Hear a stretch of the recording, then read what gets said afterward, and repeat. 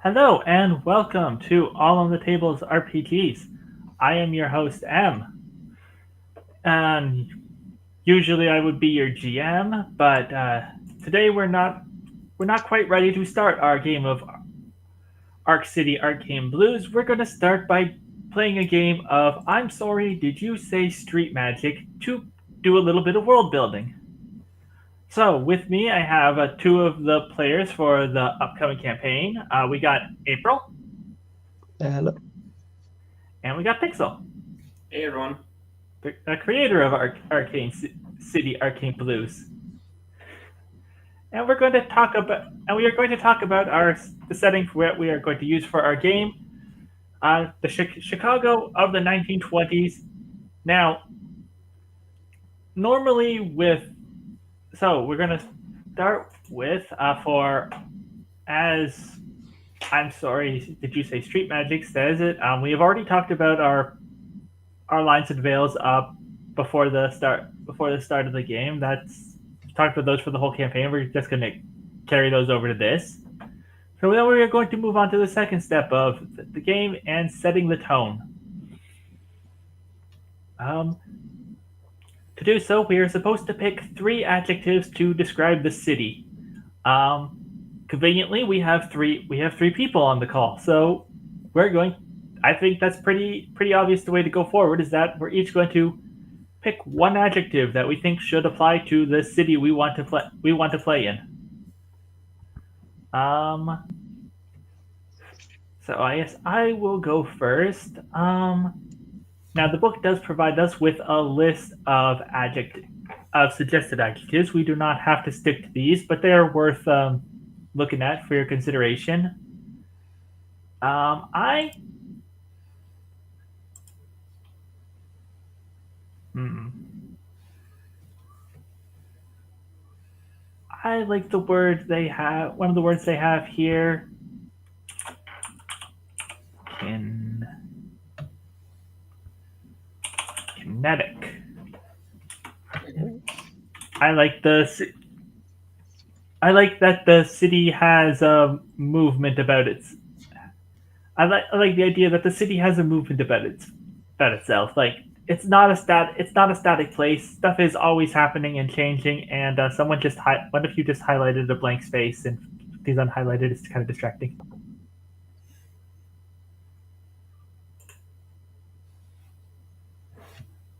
Hmm.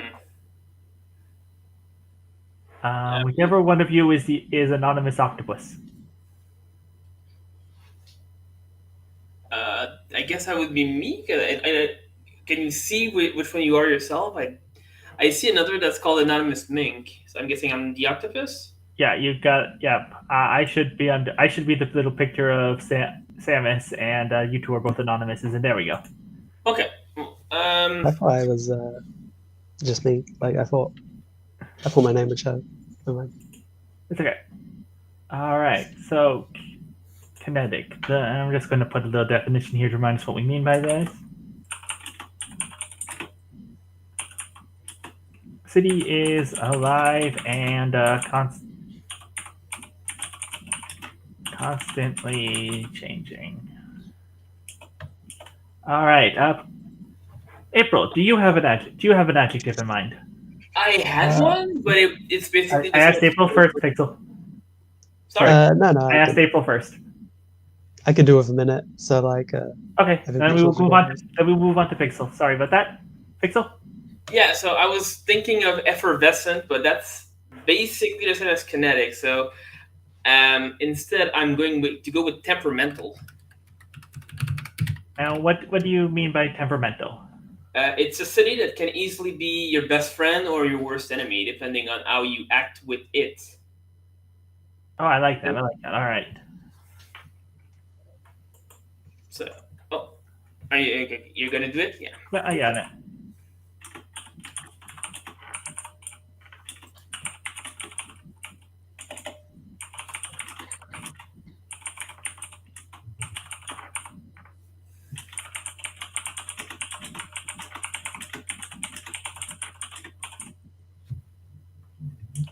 All right. And April, we're back to you. You've come to Okay. an adjective? Yep, I was going to go with volatile, but I think it has the same problem that Pixel had, where like that's kind of the same as kinetic. So now Yeah. I'm looking at ethereal. Hmm. All right. What do you mean by ethereal? I think kind of I don't know if this is too specific, but kind of like there's a lot of magic around that isn't necessarily like tied to a person using it. It's just kind of out and about. That's good. I like that. All right. There's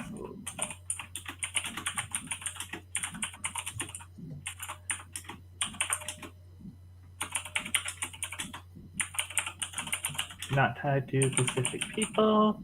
It's just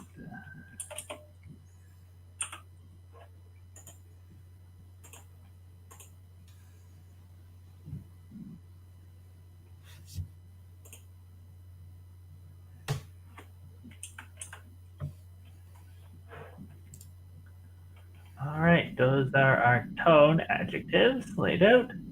Now next would be we named the city. The city's named Chicago. The history has done that for us. Maybe we will come back around and say because the titular arc city is the New York within the setting. That's correct, Pixel. That's correct. It's New York City.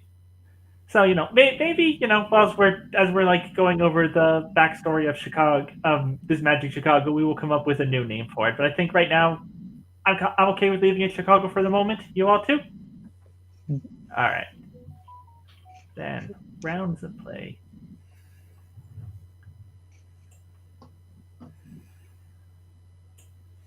All right. So next, I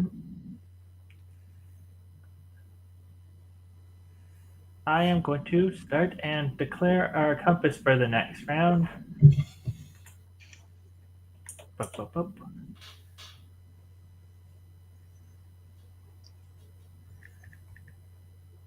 And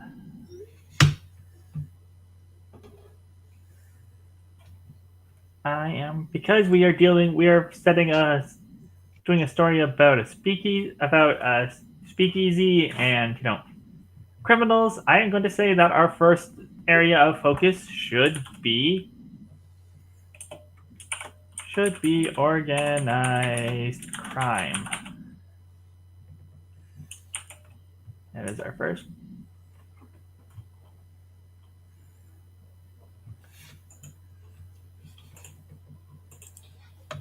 And all right.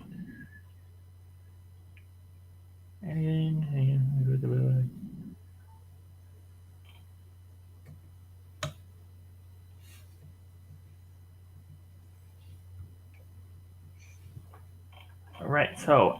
So that now each of us, starting with me, we then take turns exploring the neighborhood. So where we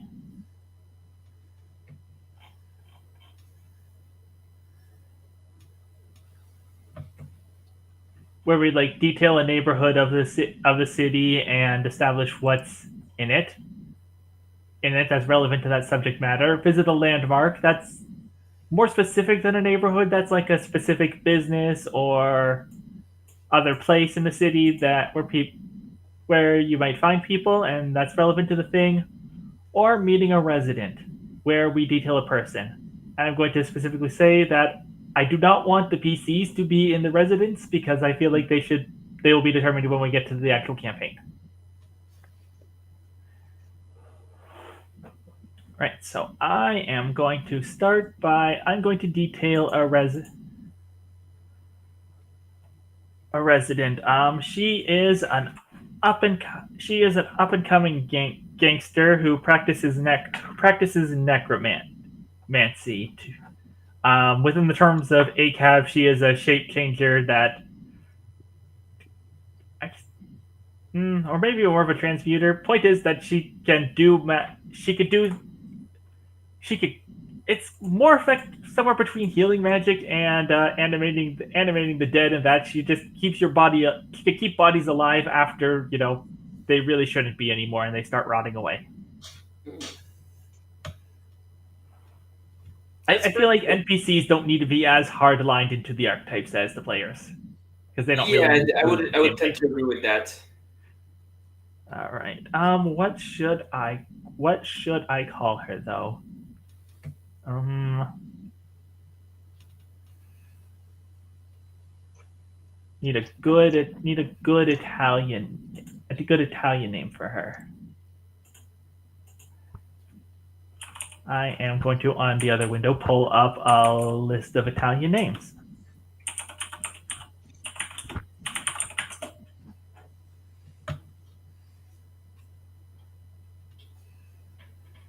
Oh, up there we. Defend Alyssa, defending warrior.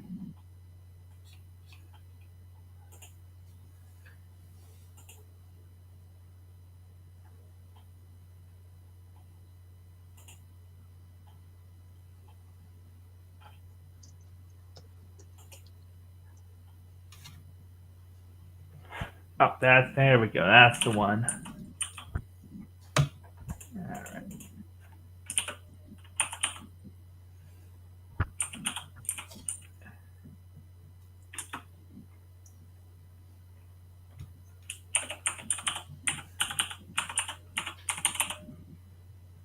Gianavera Panichetti. And she is a necromancer gangster.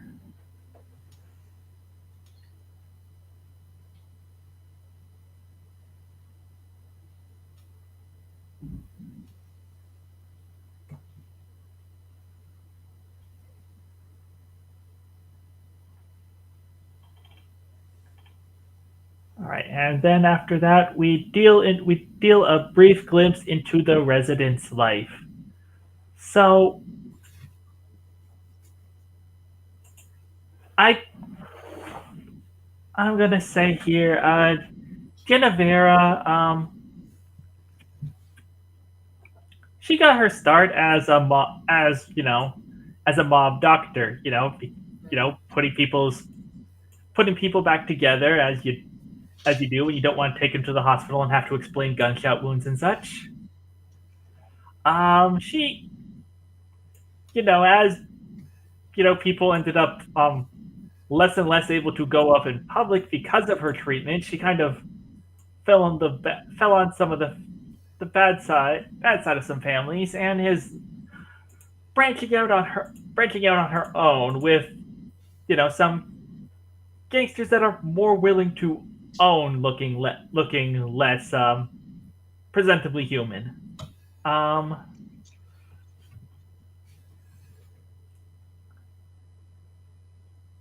so at this point, you two would to come up with a character, or either one of you or both of you come up with a character who might have reason to talk to her in a scene. These don't need to be like fleshed out people. They're just they could just be a generic person, or they could come back around and be important later. Oh, I got an idea. Yeah. What if she dealt with a diva, like a singer who basically got back from basically almost dying thanks to her, but now looks scarred. All right. Now you're thinking this scene is like going to be like immediately after said treatment, or is this going to be like a confrontation later?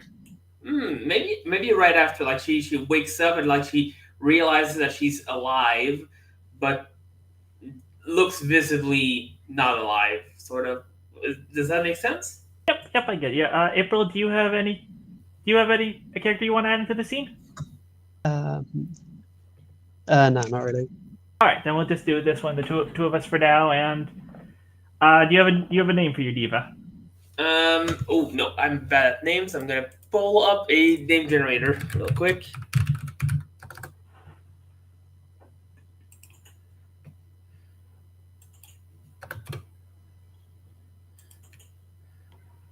I'm just gonna go with a random name.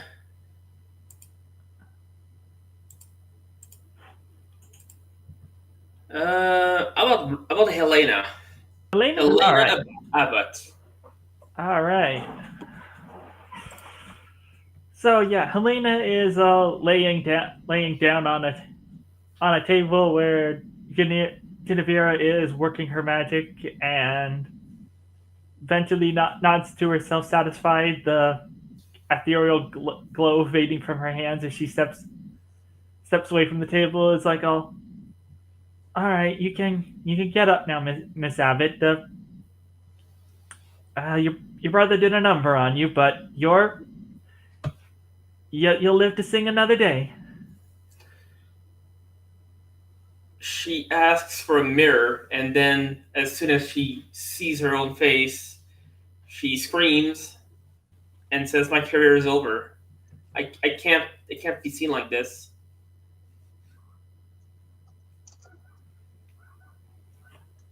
Genevera goes out goes over to her, puts her hand directly on the face, and is like, "Oh, there's very little very little decay as when I got to you. You will recover. Jet. You you look like you have been shot, which you were. This is what the world will expect. This is what the world will expect you to be. You don't need to worry about it so much." And we get the first shot of Ginny Avera's face in this part where half of her face is just straight up gone. There is one half of flesh, a normal fleshy face, and the other half that is turns abruptly into a skull. Mm. He's like, "You." And honestly, if you really feel that bad about it, then there's always the radio, dear.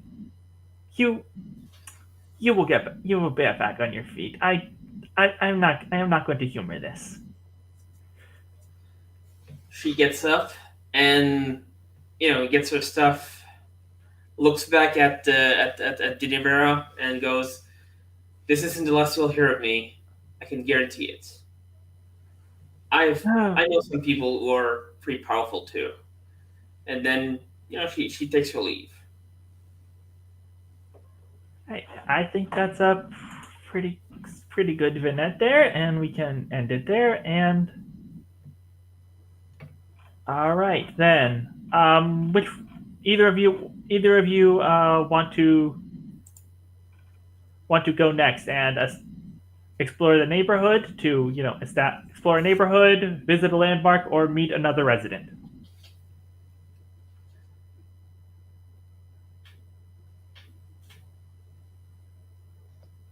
I have something that I can let April go next. No, I'm still trying to think of something. So Pixel then. Okay.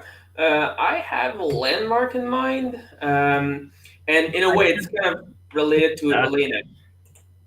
Hold on, we should actually do a thing here. Residence, boop boop, and then doop doop.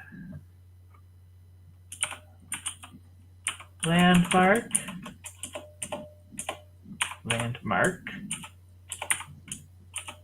and boop boop. Neighborhood. There, all right, there we go. Now we can keep them a little more straight in there. All right, you have a landmark, you said.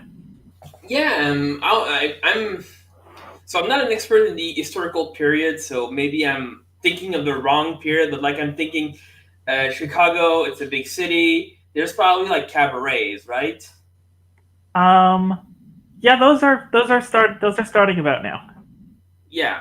So I'm thinking like a cabaret, like the most like prestigious one, with sort of a hidden underbelly that's kind of like a bit darker.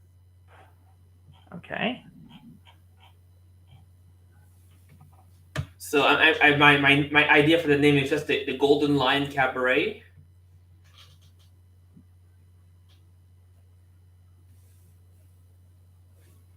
All right.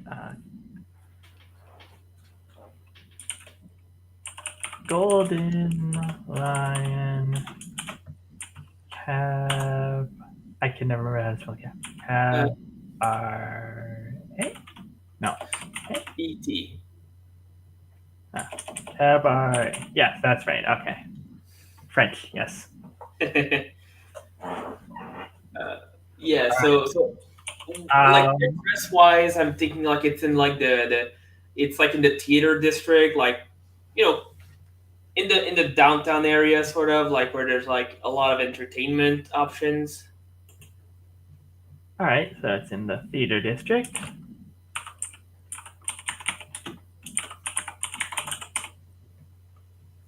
And its true, and we also need its true name. The Lion's Den, because I'm thinking it's like the seat of one of the big crime families. Oh, very good. The Lion's Den.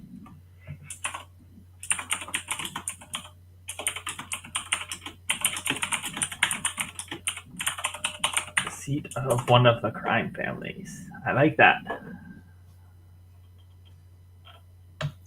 All right. April, we are back to you. So you decided which one of the three you want to do. Uh, not yet. I think maybe another landmark. All right. What kind of landmark are you thinking?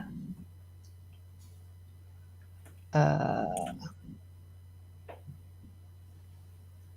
would it be too much to already put like kind of a second speakeasy somewhere in the city? Yeah, like we would reasonably have rival speakeasies. Okay, yeah. All right. Well, what should we call this speakeasy? Uh, I want something kind of bird related. Something bird related. How's about the crow's nest? I like that. Yeah, yeah. We could then make this one's like on the. This one might be more is on the dock. Mhm, mhm. All right. The crow's nest, and this one is in the docks. And what's its true name? What is an evocative way to describe it that brings out its secrets? Uh, just a different bird. It's the magpie, I think. Oh, like if you go there, you kind of expect to lose things, maybe something like Mhm, that. mhm. That's a good idea. I like All that. right, yeah, that's good. The magpie. Expect to lose things when you're here. That's very good. All right. Sorry, one thing I would add is maybe specify that the crow's nest is a speakeasy because it's not Oh, super yes. obvious. The crow's nest. There we go. That's on the list there. I think another thing is that like um, they're kind of known for like not being particularly like sneaky about the whole speakeasy thing. Rather, they just tend to like kind of bribe a lot of officials, and that's kind of They're how they pretty get away with the upfront whole about deal. it. Yeah. Mhm.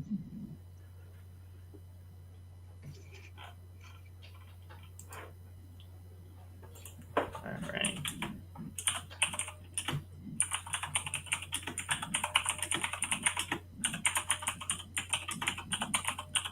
Active. All right. Then that is gone around, and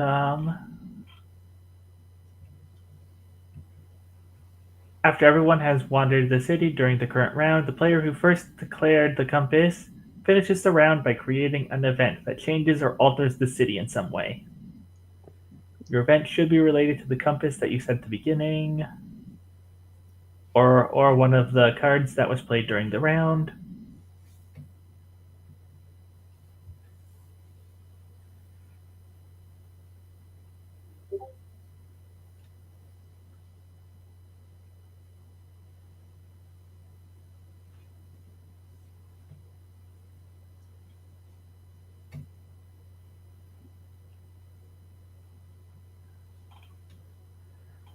All right. So I think the event that we really set our sights to here is Genevieve. Is we have Genevera and I'm sorry because she wasn't actually a character for the that had the card. We didn't. I forgot her name. What was the diva's name there? Nobody. Hell, did you call me nobody? Oh, I did call you nobody because I'm used to playing with nobody. I'm sorry, Pixel. Elena Habit. Elena. I think Elena actually tries to bring down those people on those dangerous people that she knows down on Genevera, and it goes poorly for those people, and that's what ends up propping up Genevera and lets her start consolidating some power as opposed to just being a doctor. I feel like that she's going to do that, and I think she's going to end up taking over the crow's nest.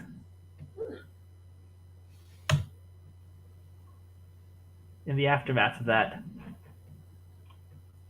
Do any of you have any thoughts on that? So yeah, that's when we get to ask a question, say an opinion, or show consequence, right? Yeah. Um, I'd like to ask a question. How does Genevera feel about this change? Like deep down.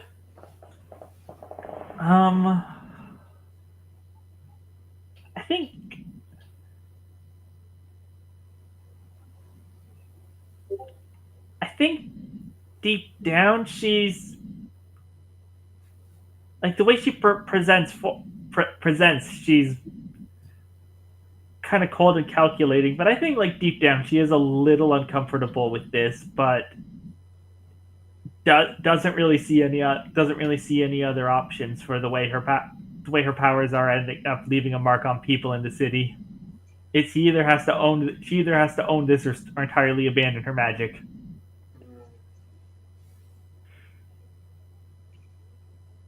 So I guess we will put the note on here that she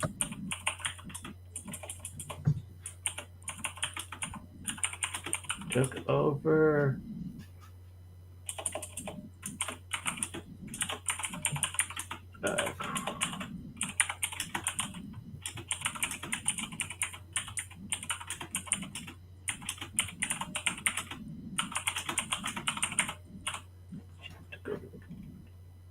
and we're going to just put the note on here that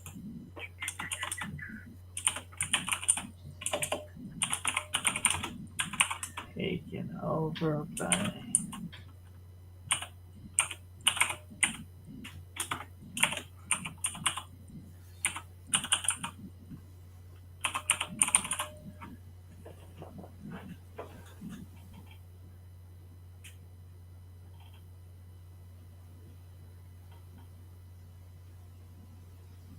Okay, April, you have a chance to ask a question,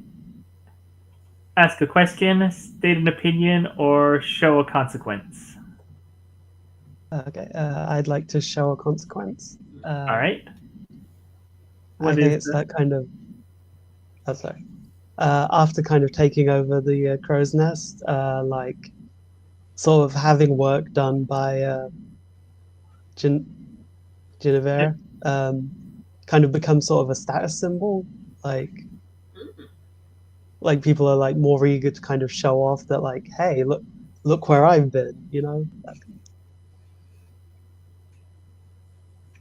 All right. Yeah, that's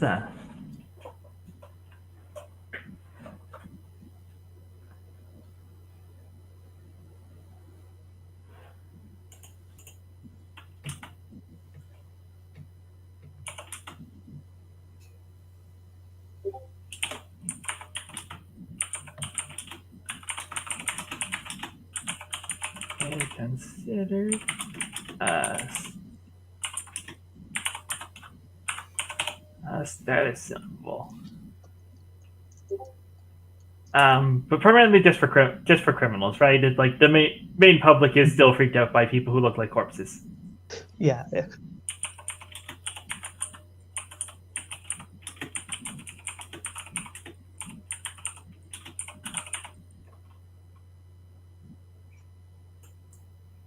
All right, we're actually going to reword that just so when Roxy reads the sheet later, she can actually has a better understanding of who this person is.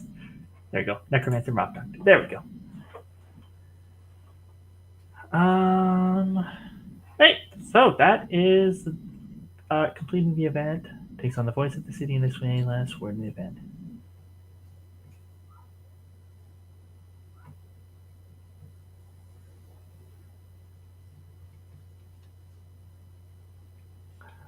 All right, a second. I have to take on a second perspective. On the event. So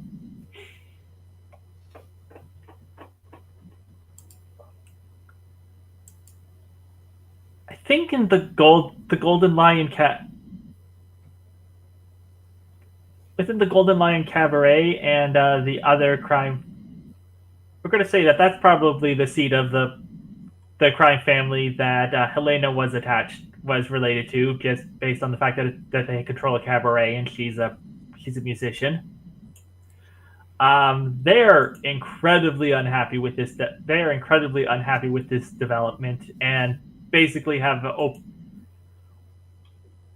basically anyone of their family that has worked on previously by Genevera is like very much on the outs with the inner family at this point, with the possible exception of Helena, who brought this to brought this in.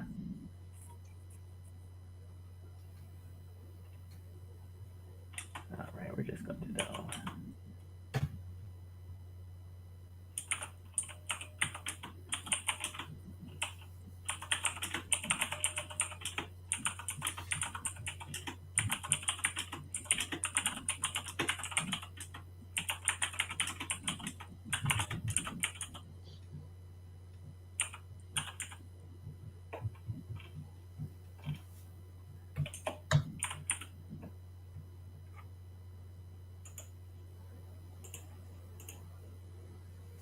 Right, then that is that round completed. We go back up to the top there, and April, do you have a compass you would like to declare? Yeah, sure. I was thinking kind of like bouncing off of sort of the cabaret and singing thing, like just entertainment in general.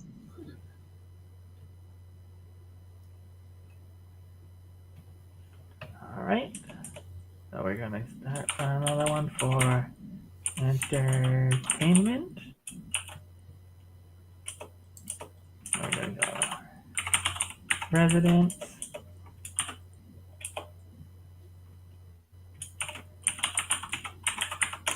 Landmarks and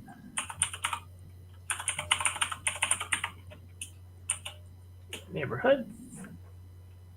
All right, actually, we're just going to make these a little, just make those stand out a little more on the sheet. There we go. And we're just going to push that to a whole new page. There we go. No, go away, Google. I don't care. I am spelling a Canadian. Leave me alone. All right, then. Do you have look? Do you want have something you want to do when you're wandering the city phase? Do you want to neighborhood, resident, or landmark? I think another landmark. Oh, actually, before we do that, I am going to actually just because it's a relevant one. We're going to put the golden lion on both. Okay. All right, there we go. Now you have another landmark in mind. I'm trying to think what's the word for like a place where people do wrestling? That's like a stadium, right? Yeah, like a stadium or an arena. Oh yeah, arena. That's it. All right.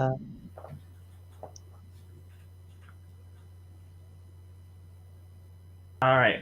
What are we going to call? What is the name of this arena?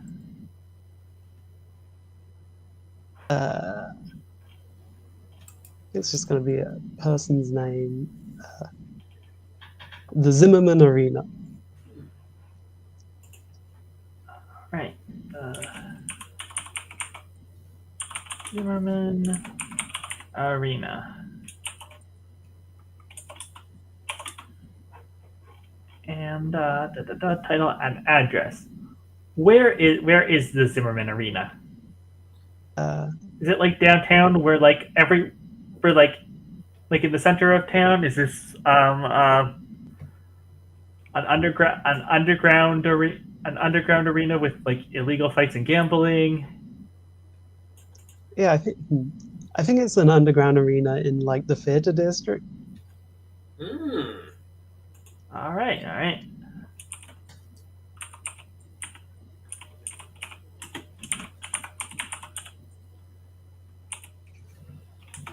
Theater district brackets underground.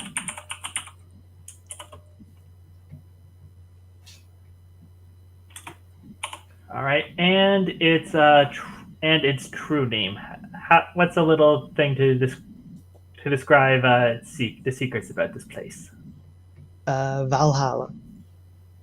Oh, very nice.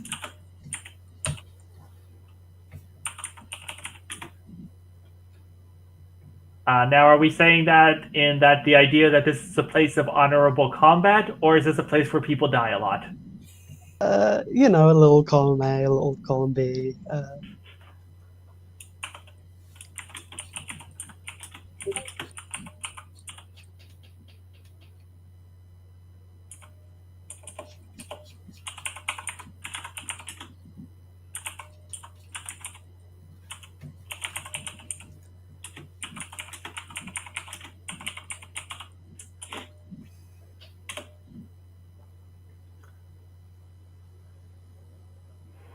All right. Pixel, do you got a resident to landmark or neighborhood?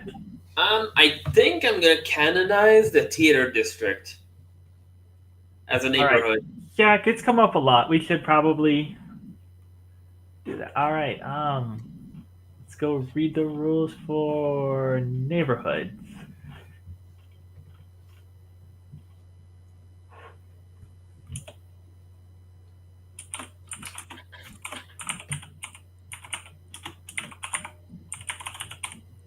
The theater district, and that's the title. Reputation. A couple sentences to describe the general vibe.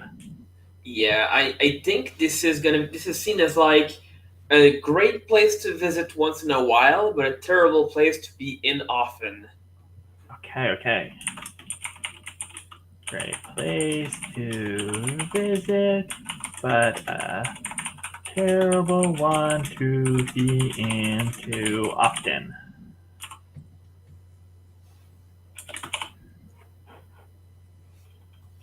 And its true name. Okay, so this one I didn't figure out yet. It's like the glitz and glamour, but also like with a blood aftertaste. Hey, that's good. Glitz and glamour with a blood aftertaste. Glitz and glamour with a bloody aftertaste. All right, that's very good. That actually was what I was going to do. So now we need to think for a second. I would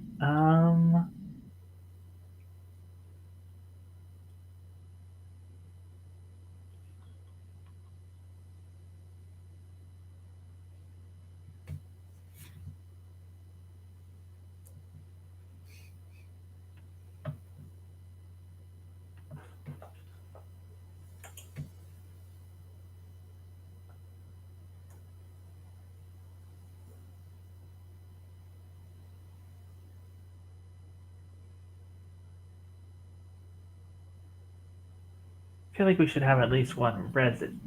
The problem with doing this with 3 people is it ends up feeling like we do 2 of one thing. It feels like we're leaving something out. But I'm going to say I am going to do resident. I want an up and coming actor. Mm.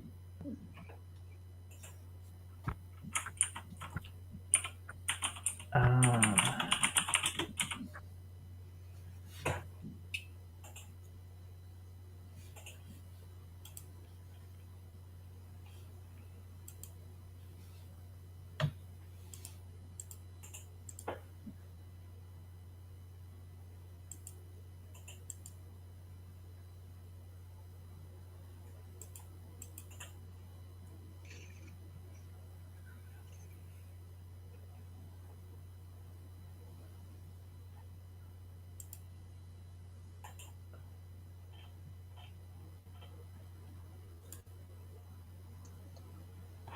right, all right, that's a good name there. Okay.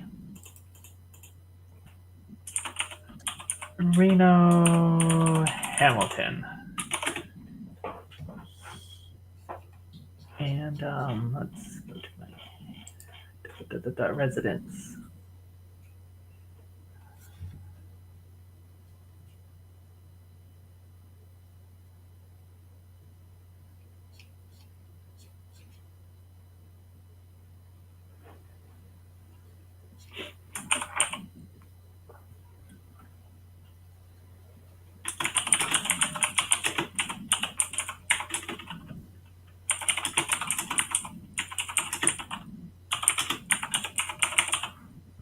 All right, so he's an up and coming actor of the stage and screen. I should actually. All right, but now go back up and give. Make sure we have Genevera's there too, just for. Okay, here we go. Now.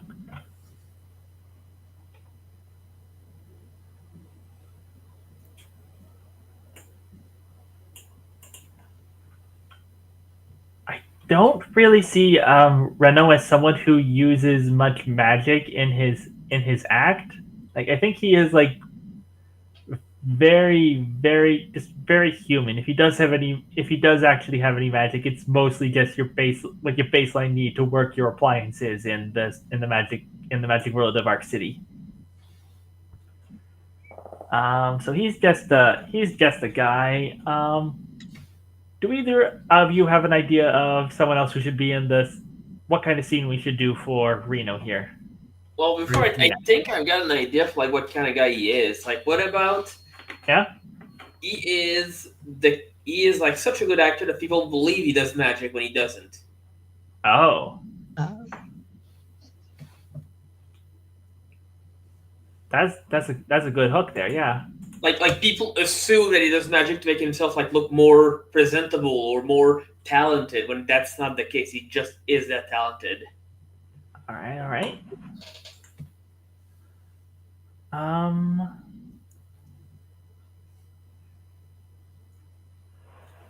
Yeah. So, what would we like to do for what should we do for a scene? Do we want to do someone like kind of confront him about this? All I was right. gonna suggest like the same thing. Yeah. All right. Do you have someone in mind for the scene, April? I don't have a name, but I was thinking of like a some kind of news reporter. Okay. Yep. That works. We could do that. Pixel, do you got anyone you think should be in the scene?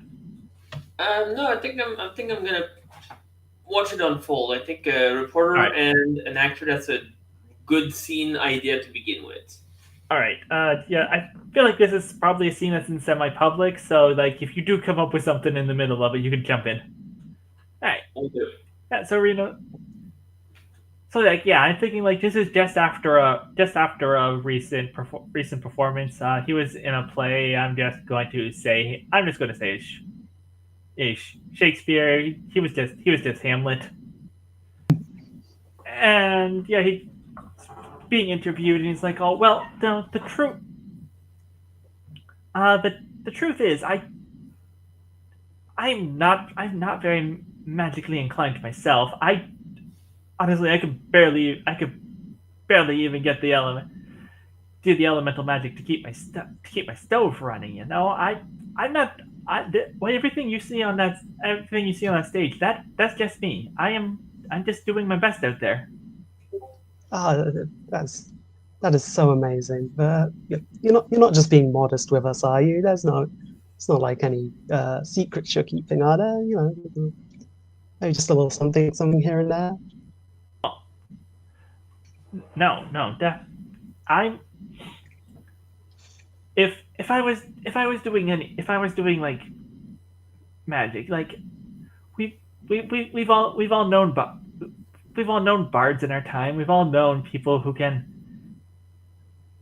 do things with their singing or their acting, and no, that's not me. I am just out there giving reciting my lines, it feeling the emotions and making the scene as real as I can like that. I don't I can't I can't do that. Like I truth be told, I'd love to if I could. If I could, I honestly there are parts that I have straight up had to turn down because people thought I could do magic that was part of the role, and I can't do that. You know, I'm just a guy.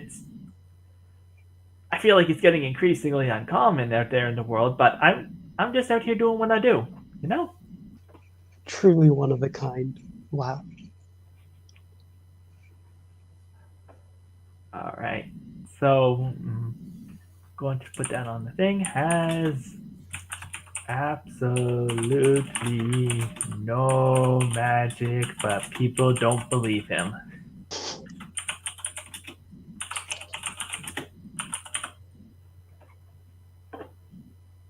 All right then. Now, April, that is everybody has gone around, and it is time for the event. Something in the entertainment world is going to change the city. Do we have an idea of what that is? Hmm. It should Uh, touch upon one or more of the things that we just established there. So you got Reno Hamilton, the Golden Lion Cabaret, the Zimmerman Arena, and the Theater District. hmm. Uh,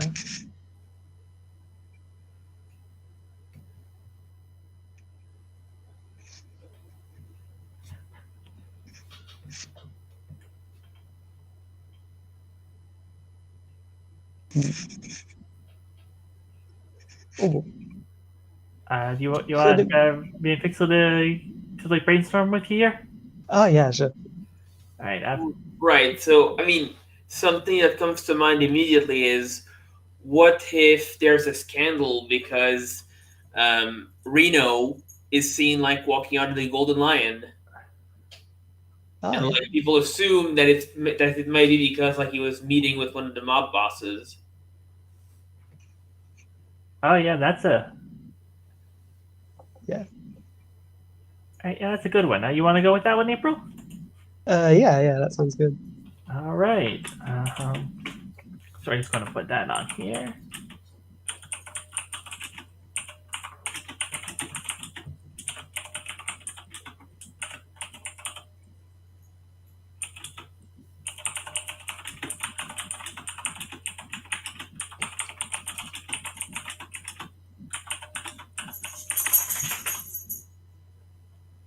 And we're just going to do that.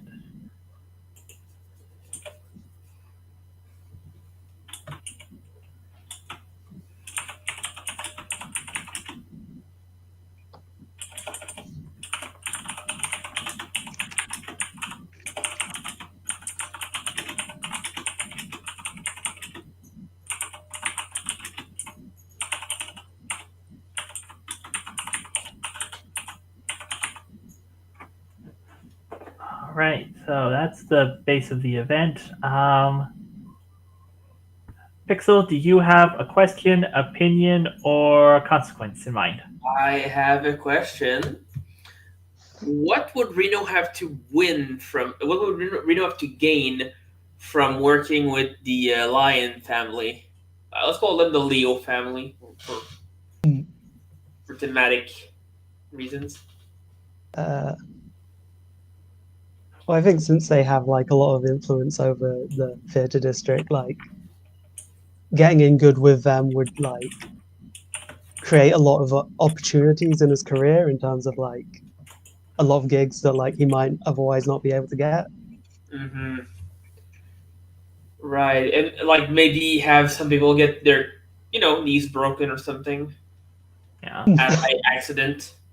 Yeah, and for that, but yeah. You know, suddenly there's slightly less competition. Don't know what happened. Yeah, Yeah. and also just like they give some very strong recommendations for who to cast in certain roles. All right.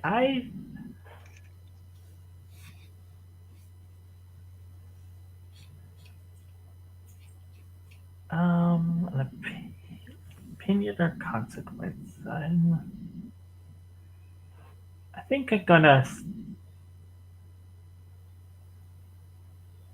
state an opinion that honestly this does help. I think this is more of a consequence, and that people are now too afraid to not are some people are Ah, now too afraid to not cast Reno if he goes out for a part. Yeah, that's good. Some people are too now to not cast in parts. All right.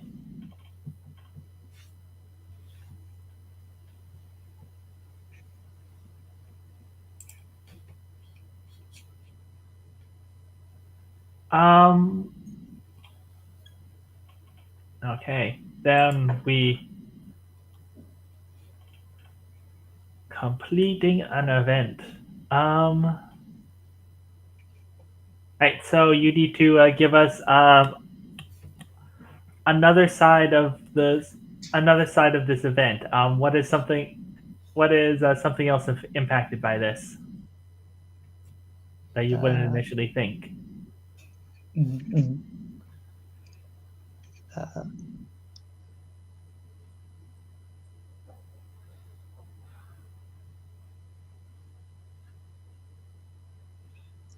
Uh, sorry, looking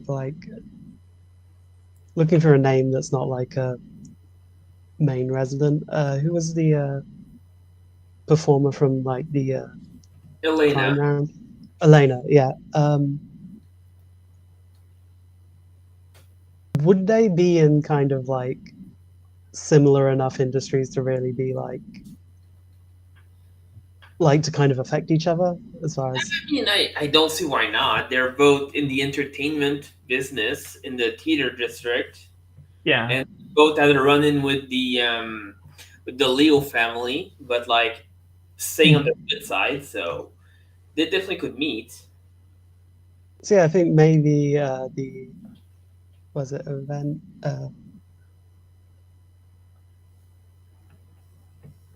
already effect. So I think maybe it's that kind of unintentionally by kind of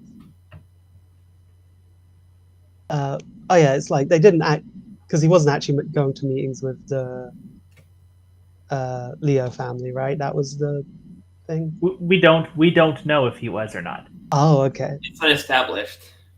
Yeah. Okay. So kind of intentionally or not, the Leo family like by kind of boosting Remy sorry, Reno. I have no Reno's career kind of also kind of push Elena a bit out of the spotlight. So like she kind of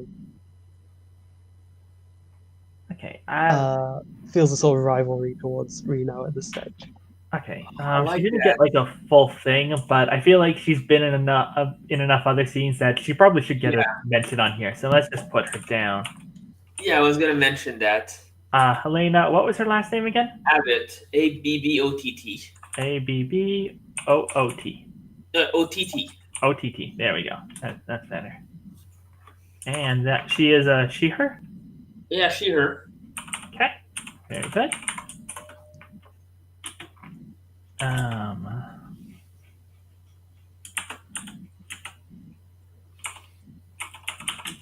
Discard.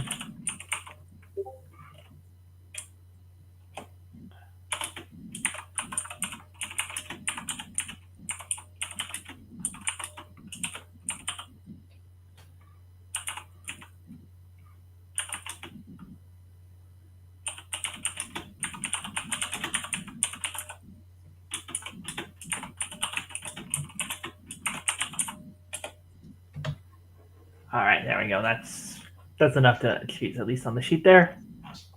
And all right, we are. Um. All right, I think we got enough time to do another compass there for Pixel to do a compass before we go on break. Awesome. I already know what my compass is. Awesome. What is the compass? Academia. Oh, very Something nice. completely different. Oh, what did I just pop up? Go away. I don't want you. Okay, hold on. There we go. There we go. To a new page.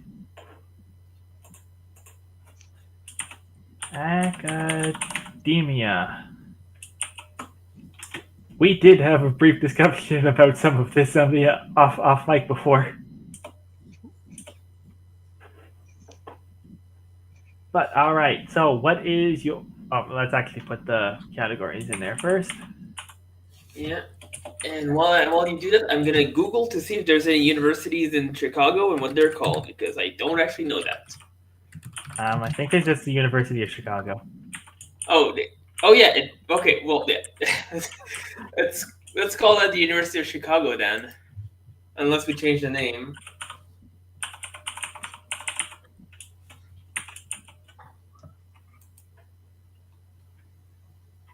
All right, so is that a landmark or a neighborhood? Because the university is big enough; it could be either. Yeah, that's true. That's true. The campus neighborhood could be. Yeah, let's go with the campus neighborhood around University of Chicago. So yeah, we can call it like the campus neighborhood for sure. University of Chicago campus. All right. So neighborhood title, reputation. Reputation. It's basically seen as how do I put this, like serene yet rowdy.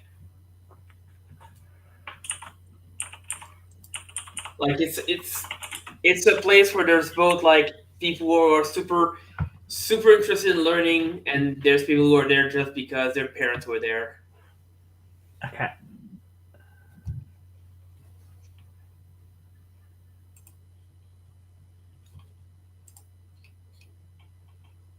And true name. I'm trying to think of something related to secret societies here because I think I I I don't know what it is in Chicago, but I assume there's like Greek organizations in the University of Chicago. There probably is, and if there isn't, we can say a wizard did it. They definitely have like secret societies, so All right. something relating to the secret society would be the true name, like we should name the secret society in this part though, if they're going to be a relevant player. Oh, that's a good point. So I mean, let me think. And I feel like we should make up our own as opposed to trying to rely on Yeah. any of the actual ones. Just Ring and staff. I don't know. Ring and staff. That's like Skull and Bones, but not Skull and Bones. Sure. Okay. Only the ringing staff. Yeah. Society. Yeah. Yeah, I like that. All right. So that is yours. What do you want? Do you want to be on camera, or you want to? You just want your bone. Okay. There you go. Sorry, puppy's making a fuss. There you go.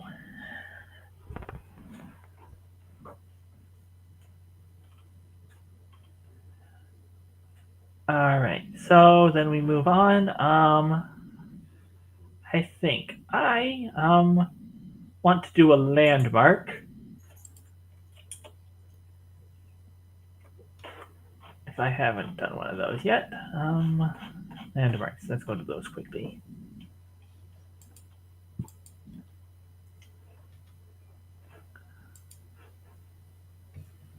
All right. The Chicago Field Museum.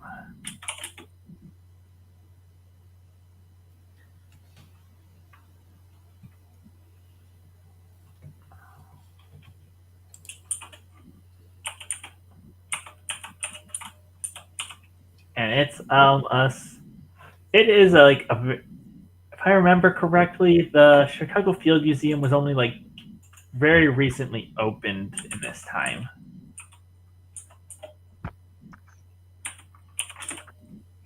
What's the museum of? It's kind of just a general museum that has like lots of various science things. Mm. In the present, it's renowned for having a Sue the T Rex. Oh, okay. Okay, it's not that. It's not quite that new. It was.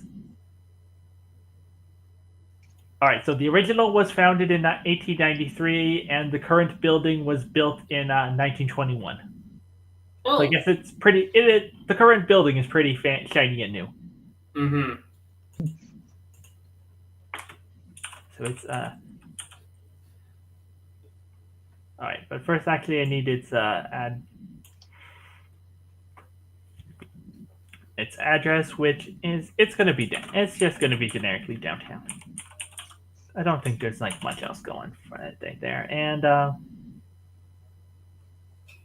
so here's my idea: is that it is very bright and shiny, shiny, showing lots of like showing lots of actual magic science, but also like it's the 1920s. There's lots of fake stuff. Like people don't know that. People don't know everything. There's that have a lot of misunderstandings about arcane science. I feel weird saying magic in this context but that's really what they primarily study in this world. So, eventually the wizard metaphor gets a little tangled. I'm sorry. But primarily my big idea here is that they have the world's most complete dragon skeleton. There were no dragons. It's a fake dragon. It's a bunch. Is it a real dinosaur though? It's a bunch of different dinosaurs all strapped together. I like that. I mean, yeah, true name wise, like I'm thinking something like it should have like the word misleading in there because like it is flashy, but at the same time, it's not like entirely real what they say there. So.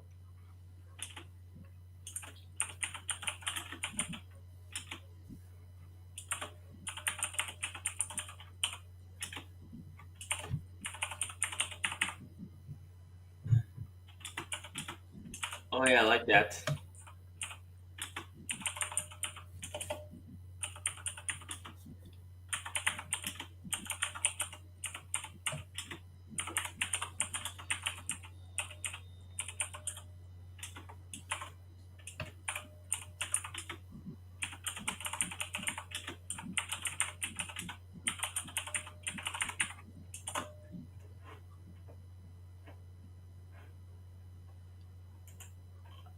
right.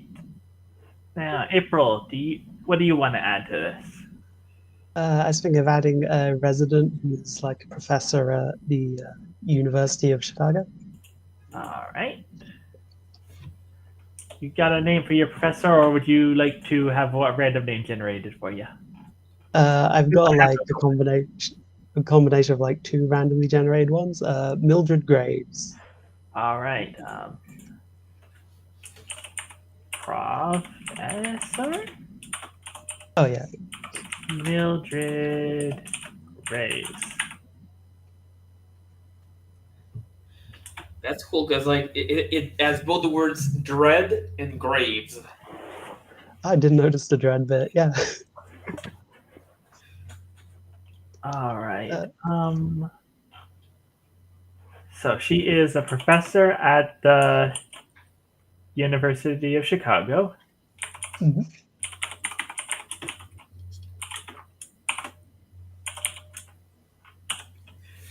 What is she a professor of?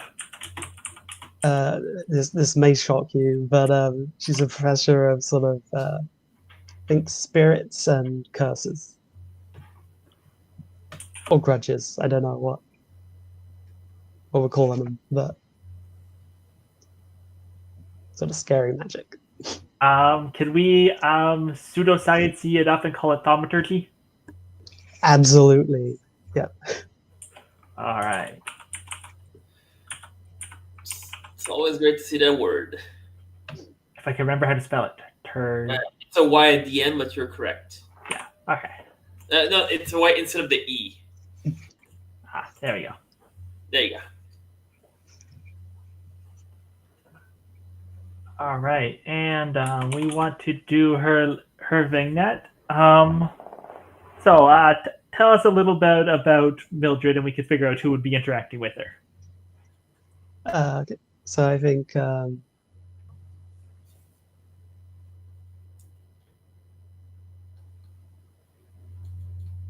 sorry, long pause. I think she's kind of like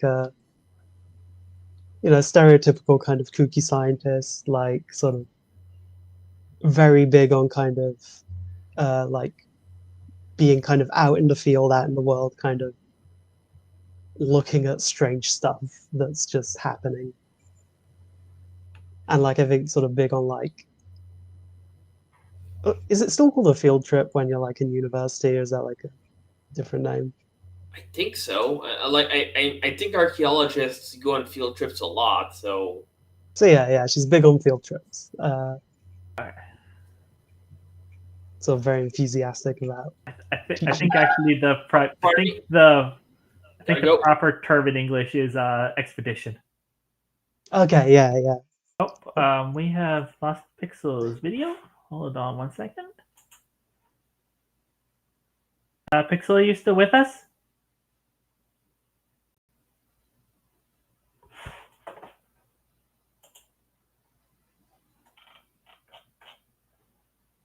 Pixel, if you can hear us, type something on the post something on the Discord. Okay, we are going to be right back while we deal with technical difficulties and figure out what happened to Pixel. Okay, we are back. We have Pixel returned to us. All right, so where were we? We were discussing Professor Mildred Graves. Yes. So she is a bit of a kooky scientist type, very fond of expeditions and doing field work. So I think we should have.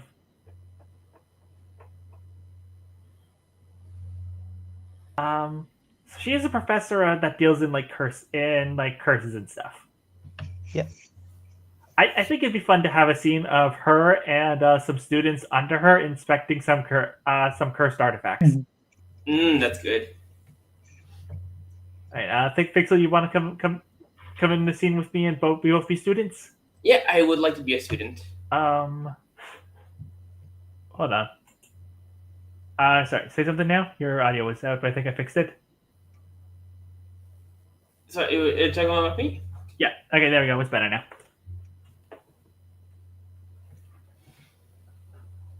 All right, there we go. Yeah. So Professor, start lecture. Start a lecture about these artifacts, and we will jump in as we're ready. Okay. So, very good. What kind of artifact to have? How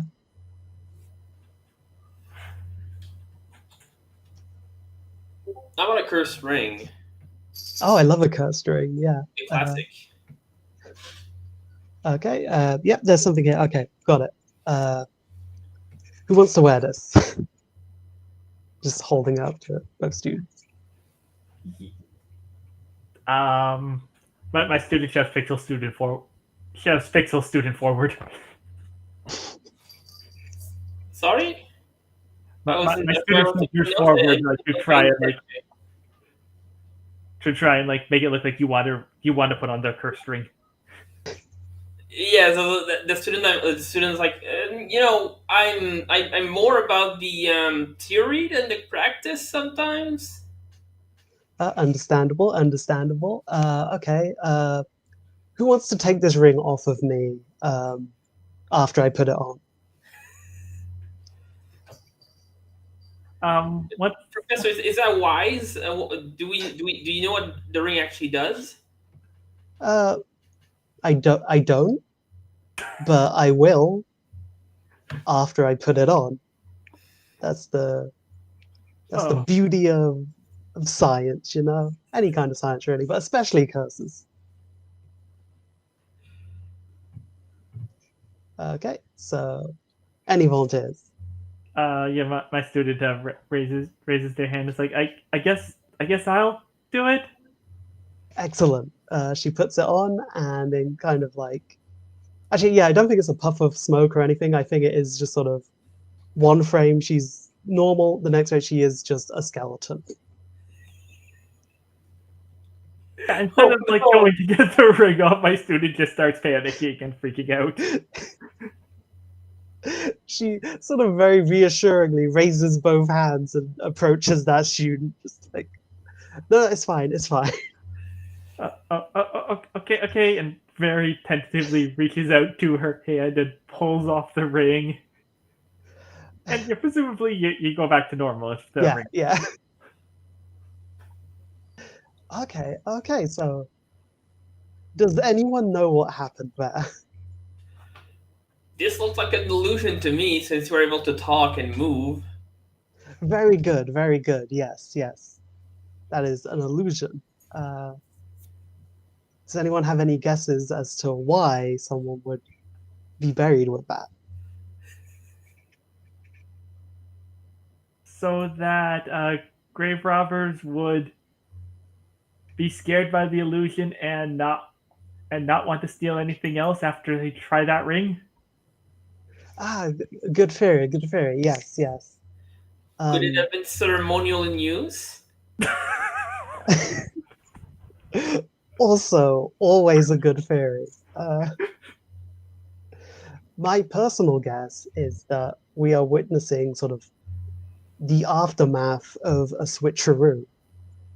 I think when this person died, they wanted people to think it was someone else, but the person that the illusion is linked to now uh, is long gone. So changing my appearance to look like them just so happens to change my appearance to be a skeleton.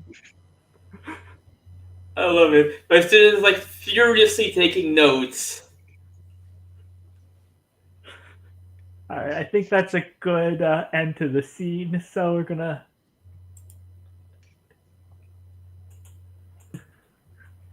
And we're going. I feel like we got your true name. The true name from that is going to be like a kooky curse scientist. I like it. Yeah.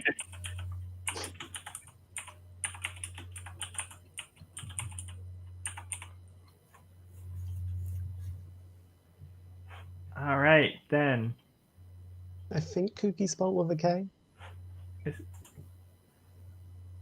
pretty sure it's. Is it? Huh, okay, I guess you're right. It's spelled with a K. All right, Pixel. It is time for the event. Okay, so I think I'm going to destroy the magic. What if a professor at the UFC that is really rigorous about like the history and the like provenance of things were to take a look at the dragon skeleton and find it to not be actually a dragon skeleton, but like a bunch of different skeletons put together. Oh no, a And that dragon would like skeleton. and that would like cause like a huge stir between like the academic staff at the UFC and the Chicago Film Museum staff were like more about razzle dazzle than actual learning. All right, I like this. There's like a.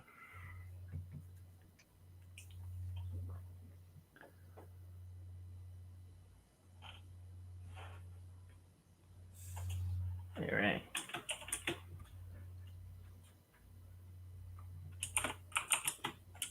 All right, the dragon skeleton has been exposed by.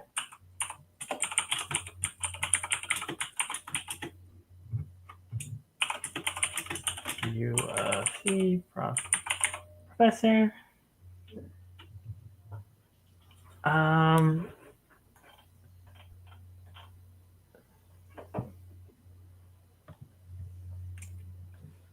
All right, I am going to state an opinion that no, the university, the staff of the Chicago Field Museum, absolutely is resolute in their stance that no, this is a genuine dragon skeleton. What are you talking about? And refuses to comply with the university with the university's accusations. And like and I assume that like they're not alone. Like some of the people in the city are like, no, come on, that's a dragon for real. Like, what else can have wings and four limbs? Yeah, I like that.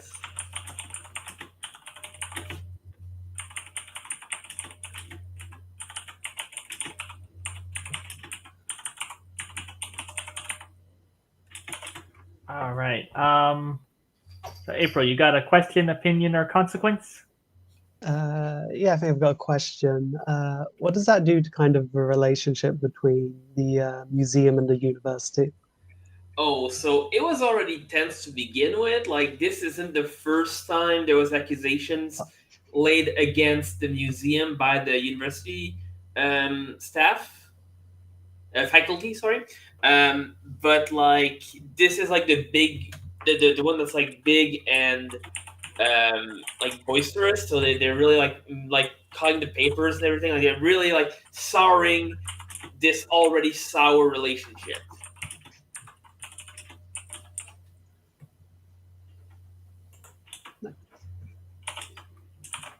Like it just made the relationship even worse than it was before.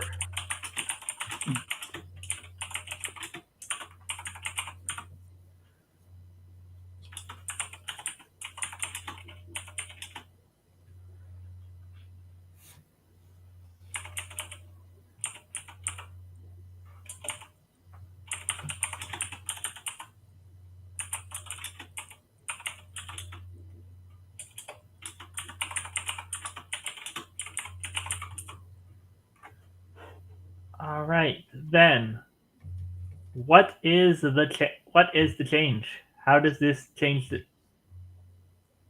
What is your second perspective? I think this like makes a bunch of the people in Chicago like really dislike the university people because like to them the dragon is like a big symbol, you know, like Yeah. it's not just like a big set of bones. It's like a symbol of Chicago as the one that as the only complete dragon skeleton.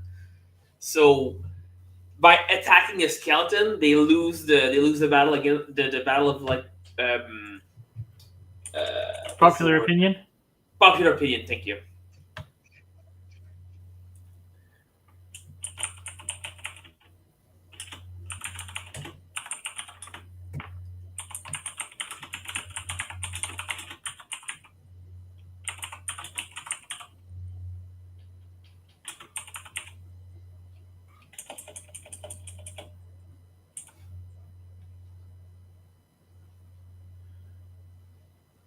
Actually, this should go up top there.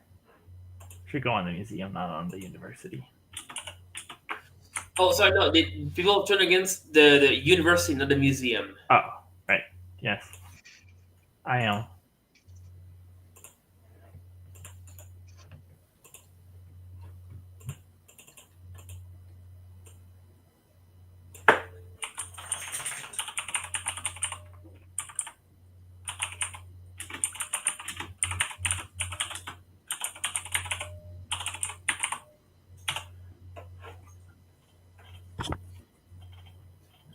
Okay, I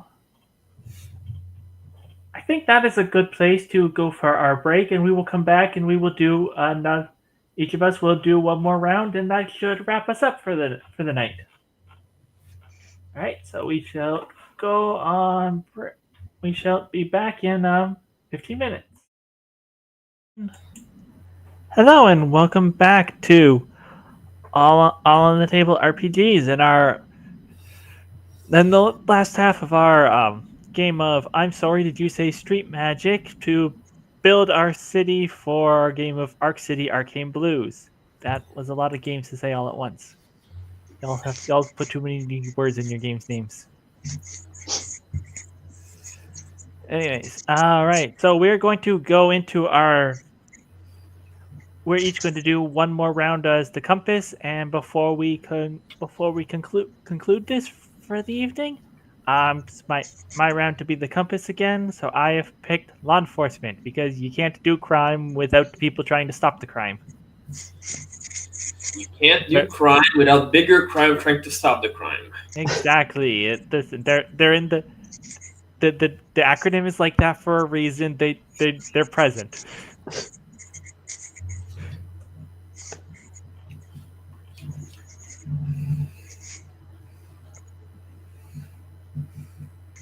All right, so I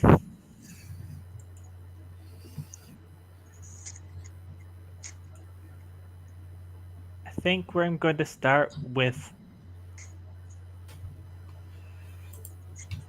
a landmark that is. It's the Central Police. It is the Central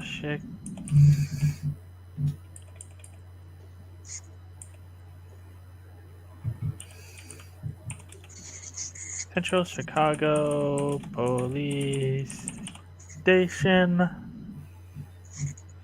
and it's going to be it's going to be downtown. It's going to be downtown because that's where they take you. That's where they take you in all the police shows when they arrest you. And what is its true name? What is the essence of the main police station that all of the smaller ones around town report to? Ooh, the Heartless Slammer. Ooh. Oh, that's a good one. That's good.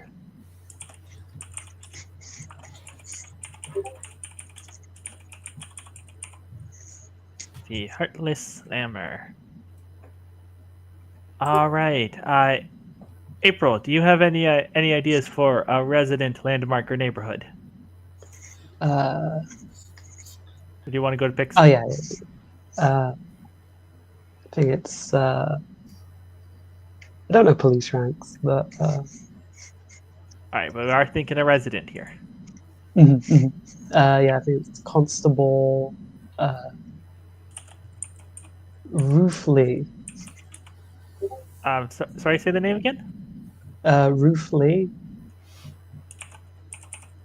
Like that? No, like roof, like RUTH, and then Lee, like. Oh, Ruth. Okay. Ruth surname. Lee, like so. Mhm. Okay, here we go. She? Yeah. All right. She. All right. So, what's her general deal? Uh, She's I think she's very kind of. Uh, I think the positive way to phrase it would be no nonsense, but very kind of uh, very kind of ruthless, and I think eccentric in the sense that most of the police are um, against using magic for crime, but she is specifically just sort of philosophically against magic in general. Just no human being should be doing anything other than the basic walking, talking, maybe punching it at a stretch, but magic as a whole is bad and shouldn't exist.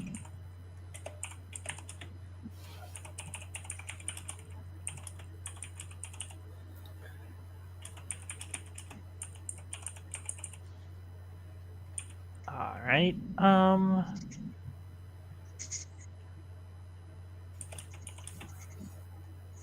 So is she like a plainclothes detective or like a uniformed beat cop? I think uniform beat cop, yeah. All right.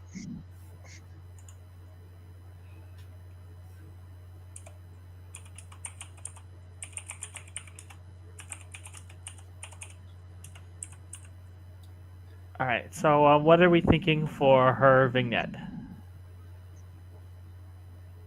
Uh, maybe an interrogation. I don't know if that's too heavy, but I'm okay with an interrogation. You all right with that, Pixel? Yeah, that sounds good. That sounds like a good way to see what the roof is about.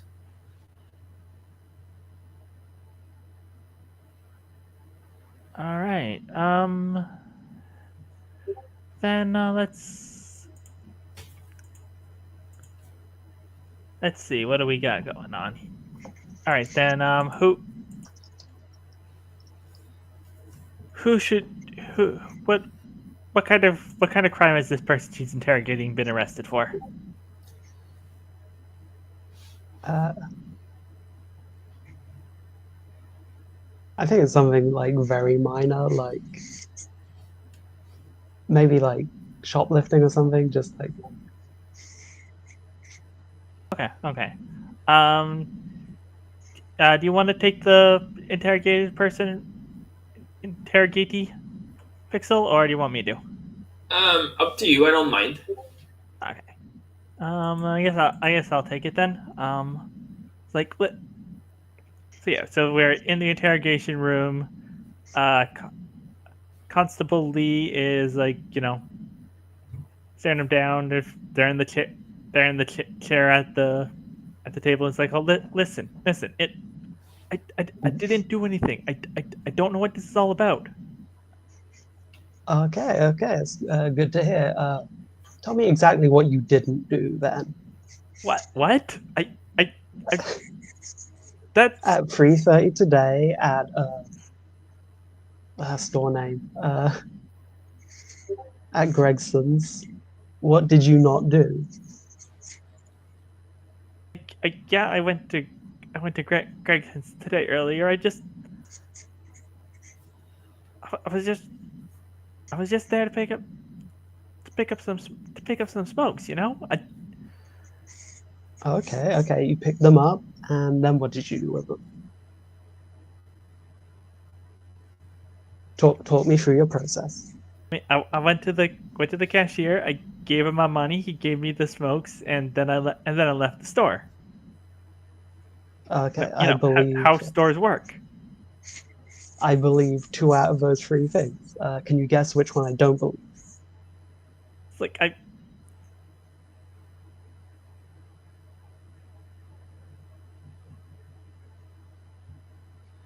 like Can I interject? yes, Yes. absolutely, Can I be Ruth's partner and like just absolutely, get back in with like 2 Mhm, mhm. copies? absolutely. I offer one to Ruth. I offer the other to the suspect, and I sit down. I'm like, come on, you don't want her to get mad. Mhm, mhm. They are going to take the coffee. One, because they're just some dumb kid who doesn't know better. Two, DNA hasn't been discovered yet.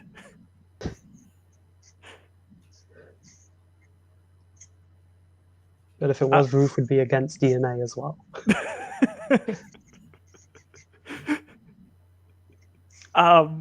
Listen, I like you have my magic license. You know that. Yes, I am. Yes, I'm a little bit. I have a little bit of telepathy. I could not have convinced. I could not. I'm not powerful enough to have convinced the guy to let me go. To just let me walk out of the store without paying.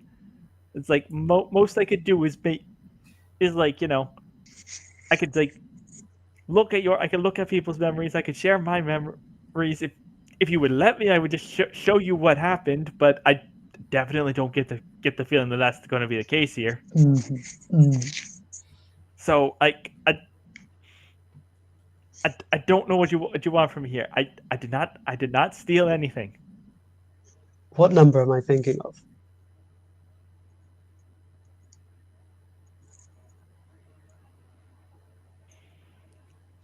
You Yes, should answer her, does kid. the suspect does like put his hands on his head and says 72. It was 72, yes. So you're more powerful than you let on. What? No, that's a surface thought. That's I couldn't make you think the number 72. I could just tell that you are. See, the problem is, I believe you. And if you could control my thoughts, you would want me to believe you. And for that reason, I don't believe you. Oh, no. Okay, I think Listen, that's it's just a pack of smokes. Just admit it.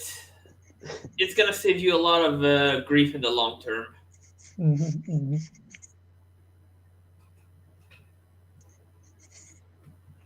I look back and forth between the two cups. Well, it's like, oh,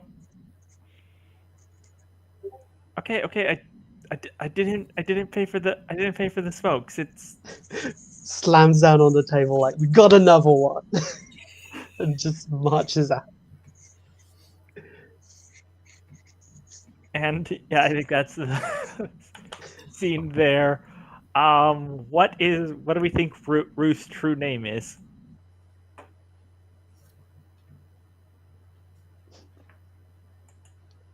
I want to do something with blind justice, because, like, Mm.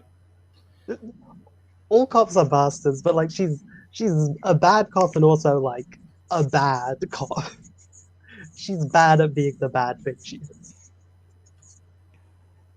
Yeah, blind justice would fit, I think. Okay. We're gonna say blind justice, but we're gonna say blind in full caps. Yeah, that's good.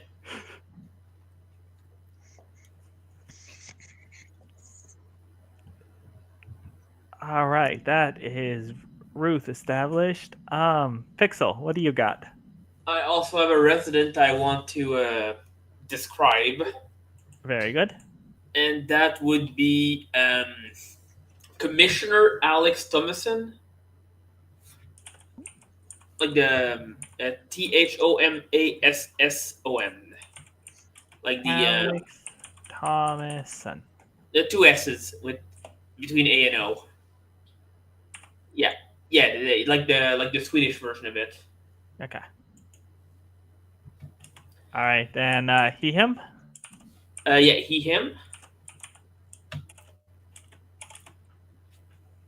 and he is a very jovial, very warm person outwardly, Okay. and like he basically is the face of Chicago PD.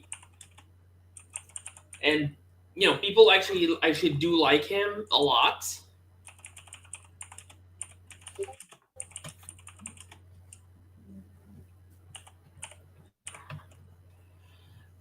But the secret that he has is that he is actually extremely corrupt. Like the mob has him in their pocket.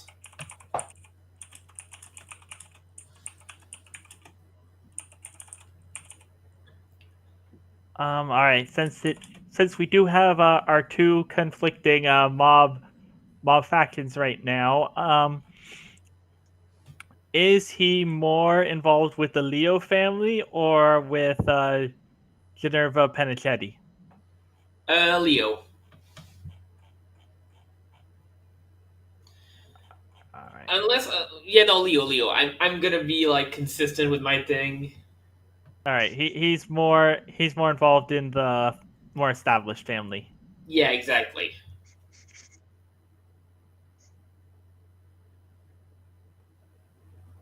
And I think we've definitely gone far enough. I think we should probably take this one way or another. Actually, we're not going to have any like actual historical people. Like they've all been replaced by wizardy by the magic has displaced time enough that like we're not going to deal with Al Capone and such. Okay, I I can feel like deal with that. that's more the direction we've headed in this.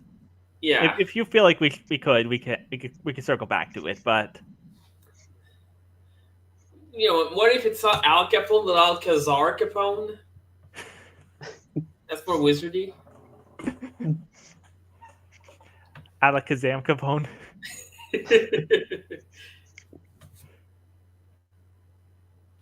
And for the vignette, I was thinking something like what do you call it, like a press conference about like a big bust that he did, like getting a bunch of speakeasies or whatever. Like he got a raid at a speakeasy and like closed it down.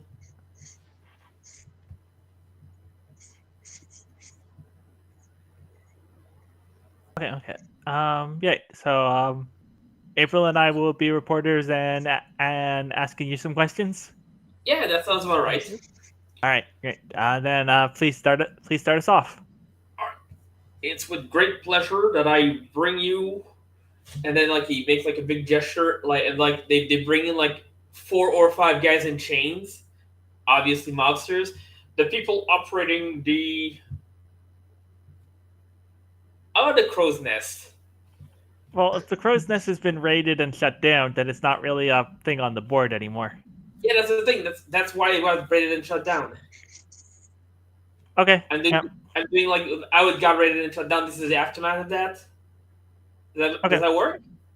I mean, it's because we have it on the board. Because we have it on the sheet. It's supposed.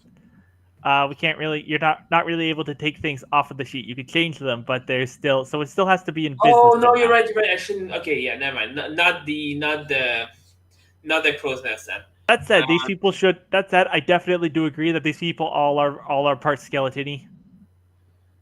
These are definitely these are all definitely Genervous people. Yeah. Well, yeah. So yeah, we got caught these people operating a speakeasy, and after a lot of good detective work and good work on the street, we got them all. Does anyone have any questions regarding this operation? Yes. Regarding Lee, your department has had significant success in the last month, performing several raids. We're noticing that none of these are particularly relevant. Have involved have all involved particular very specific gangs, and the Leo family's less legitimate businesses have remained completely untouched. Do you care to comment? Well, the thing is, we don't have all the evidence on these yet, but I can assure you, once we can be sure that criminal activity is happening there, we will close them down. Next question. And parenthetical, keep going on that side. Like that's kind of like this the stuff I was thinking about. Obviously, you've got your secrets, but could you tell us kind of how you did it? You mentioned good detective work. Well, we can't explain exactly how we did it because then the criminals would know how to not do the same mistakes again. But rest assured, we did not we did not have to deal with any unsavory elements into getting the information, the intel. We actually did go through the proper channels at every step of the way, and this was all good detective works by our detective teams. And then like he does like a big gesture, the detectives behind him, and like starts clapping, and like a bunch of people in the room like start clapping the detectives. How do you respond to the accusations of of precognitive divinomancers being off the books, employed by the force for the to facilitate the preemptive arrest of suspected criminals? Well, this is one of our pilot programs. It's not quite up to snuff yet, but we definitely do our best to, again, do good detective work on the streets to make sure that our intel is correct. You can rest assured if you have nothing to be guilty about, you have nothing to fear from this program.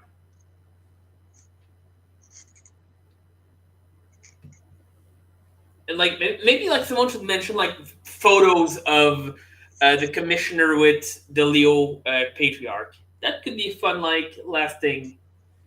You got that, April? Uh, yeah, sure. And you've been seen recently with certain characters. I have some pictures here.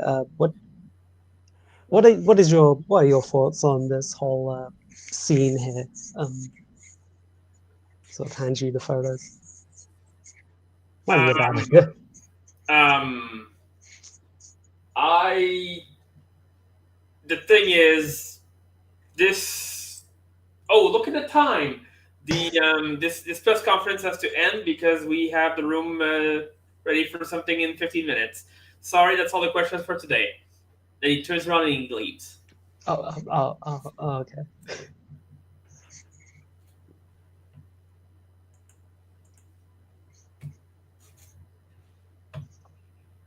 And I think that's a good end for the vignette. Yeah, I think that's a good ending for the vignette. I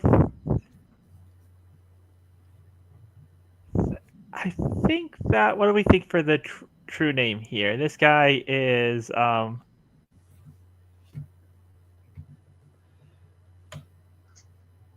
he's definitely a sleaze bag, but how about let's just uh,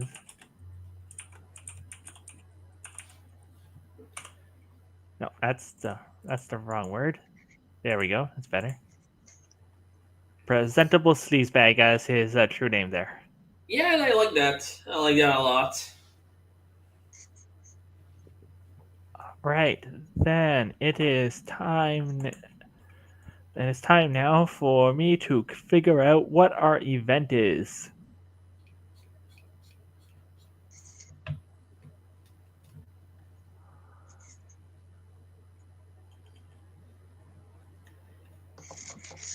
So, Hmm. actually, I think I know what it is, because like we're gonna go back to that. You did shut. I think you did actually shut down the crow's nest.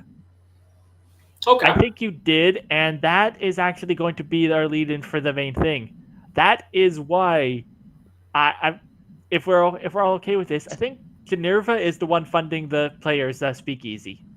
She's the one that your character is in debt to. Oh, so not Leo, but like actually. Oh yeah, she's like setting her things up to fail, sort of. More like that. Where like the new um she was beginning to expand when she started ours, and then has been hit by this raid, and now is like in a more desperate position. Oh, okay, yeah. Sorry, I understood the Right. complete opposite of that. So my thought is that this is what the event is going to be. We are going because yes, we can edit card. It can affect cards from previous compasses. Mm-hmm.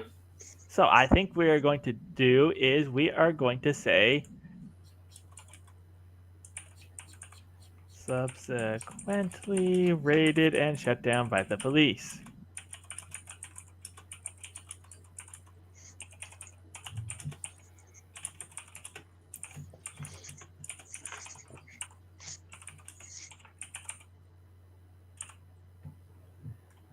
Yeah, I like that. And we're going to go back down here. And we're going to put that on. Oh, that's still in academia. Here we go.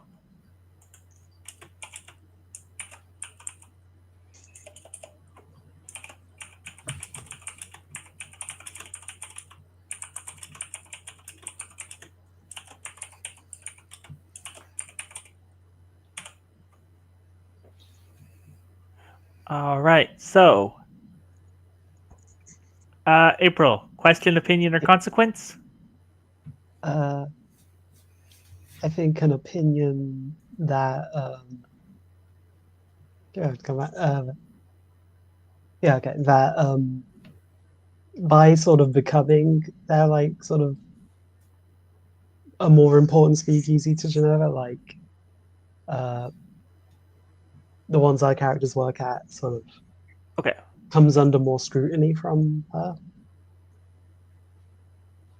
Okay. Because we don't have a card really on the board per se. We don't really have a place to jot that down, but we will keep that in mind. Mhm.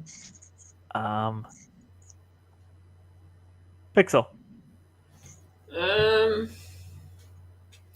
I think consequence. Yep. A consequence of this raid is that Geneva, Generva. Generva, Generva, basically just like redoubled efforts to like have a bigger like space in the city. Like she used that she used it to like pull her forces out around the crow's nest as much as possible. Some get captured, obviously, but like some managed to get away. Like she Uh-huh. consolidated her forces basically. Like now she's like more concentrated on like her own stronghold. Consolidated her forces after the crow's nest was raided.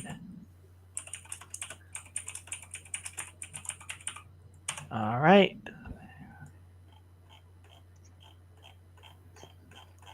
Back down. All right. Doop, boop, boop. All right. April, do you have another compass for us to focus in on? Yep, I was going to suggest transportation. Mm. Transportation. That's a good one.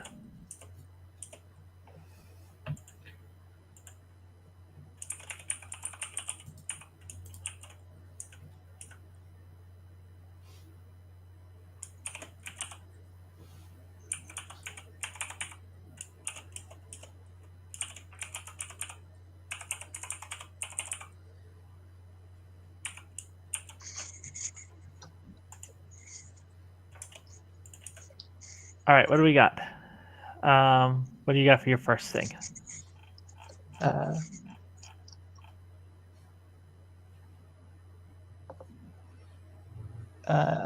are we using some like real places? If you have a real place in Chicago in mind, yeah, we could put it in. Okay, so I think the Chicago L. It's like L in like Yep, quotation it's the marks. letter IMO. Chicago L. Wait, what's that? That's their. That is their train lines. I'm not sure those historically existed this far back, but they can because Wizard did it. Okay. Apparently began operation in like 1892. So Wow, yeah, that's That's like that's really old. That's like one of the first. Yeah. Yeah, cool. So I All right. think So, we want to do that as a landmark, or actually, do we want to do that as a landmark or a neighborhood? Because it does kind of like go over the whole city. It could be more space and be a neighborhood. I was thinking landmark, but I could see both. All So right. Well, we could do it as we could do that as landmark then. Let's. All right. So that's the title. Address is just kind of everywhere, I guess. mhm.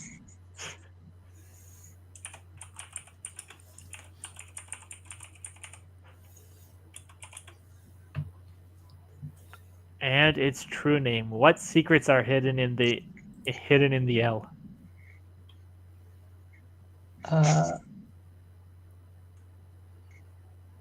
I think the trains are like just a little bit sentient.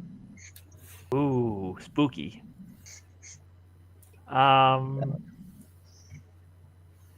Right. So how do we express that in the name? Where every train knows your name.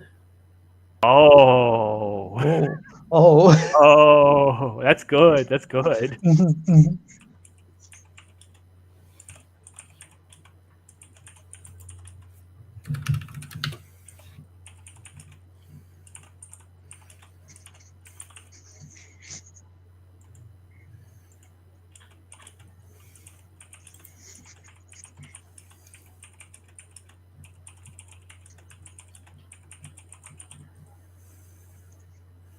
That should be it.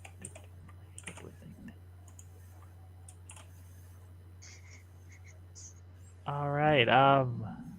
Pixel, what do you got? I don't have anything yet. I'm thinking. If you have something, you can go ahead.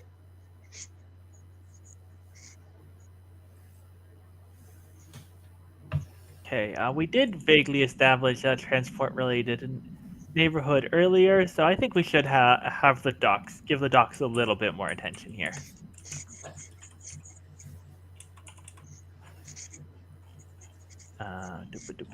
Where is the stuff for? What's a neighborhood need? All right, the docks. Reputation.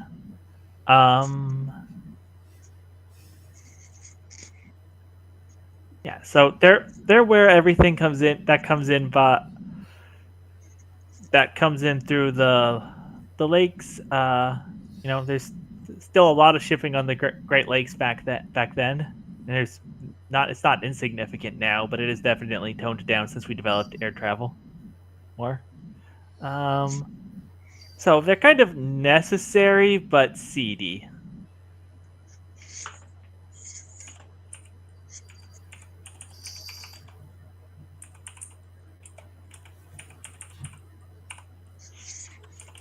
The problem with doing this is is that people on the internet are seeing how bad I actually am at spelling.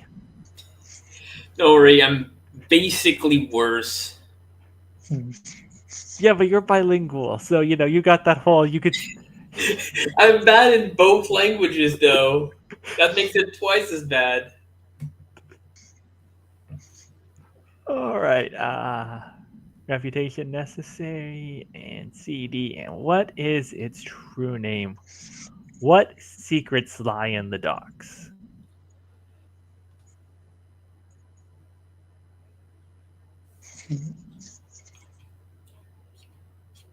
Here's the thing I'd like to do, but I'm not sure it really fits within the whole with what exists within within the ACAB setting.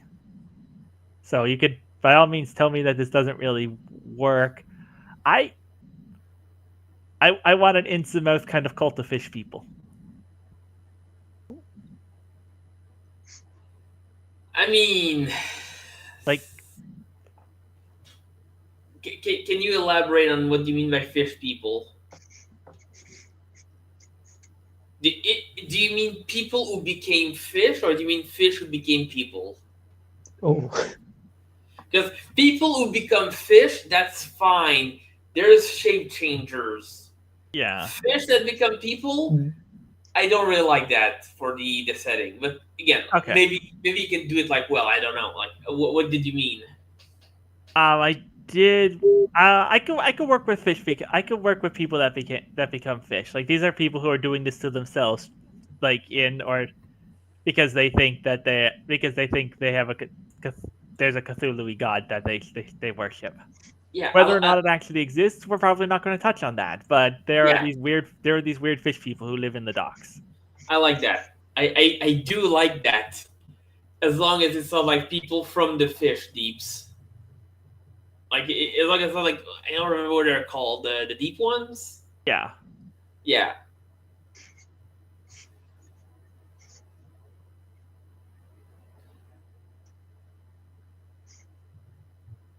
Yeah, I'm gonna say like within the like dock workers, there are just some people who ostensibly have turned themselves into like fish people just as like a safety thing for work.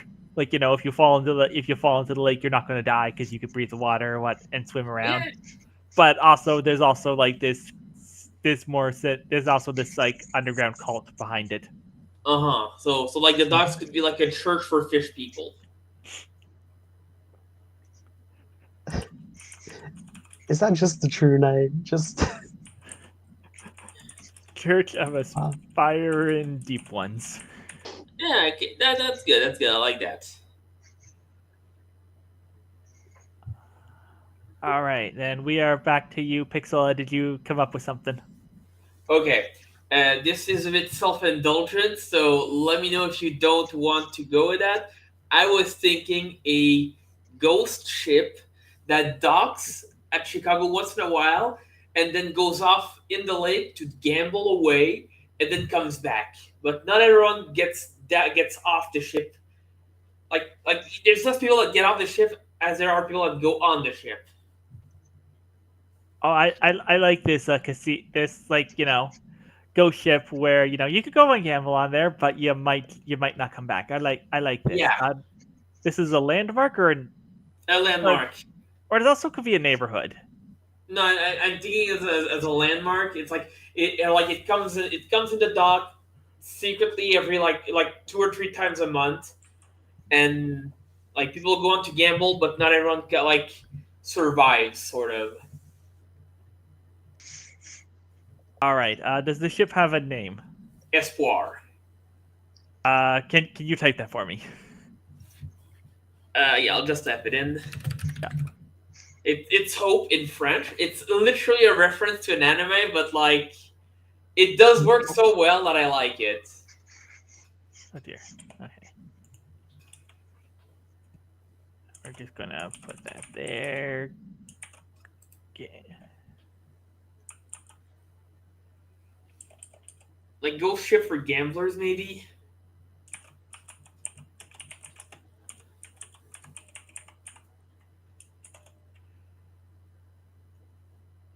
All right. I guess its address is the docks. Yeah, the address of the or dock. or Lake on or Lake Superior. Yeah. Which do we want to? Do we just? Which do we want to go with there? It's more often not at the docks than it is at the docks, so we'll call it Lake Superior. All right. Lake Superior is the lake on Chicago, right? I'm not. I don't know. It might be Michigan actually. Yeah, I'm just that's an easy Google. Okay. Yeah. I mean, I said Lake Superior because you said Lake Superior, but I think it's Michigan actually.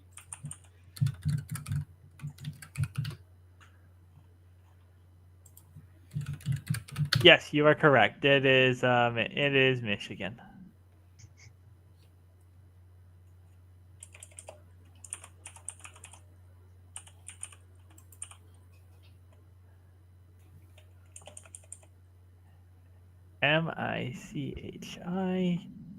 Michigan. Right. And what is its true name? Poisoned Hope. Ooh.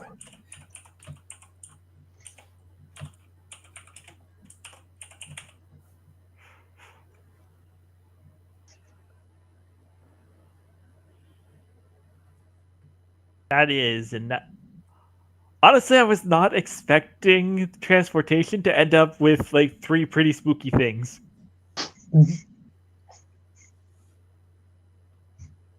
I mean, the trains aren't that spooky. They're nice, I assume. They're like Thomas the Tank Engine or something. You I ever mean, as watch long as Thomas the Tank Engine as an walled adult? in. No, that show is spooky. All right, then April. It's time for the event. Okay. I think there is an attempted police crackdown on the Aspire because, Ooh. like, gambling's illegal, and like, there's not technically any law against going on a ghost ship and then not coming back, but like, it's frowned upon. Yeah. Oh, I like that.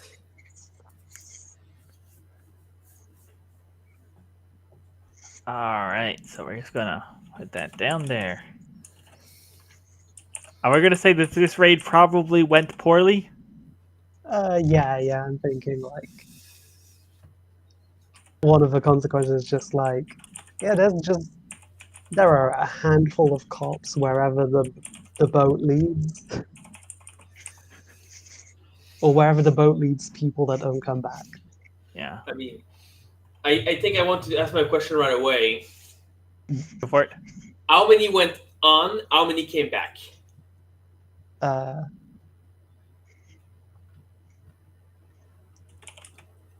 10 went on, 1 came back. Ooh.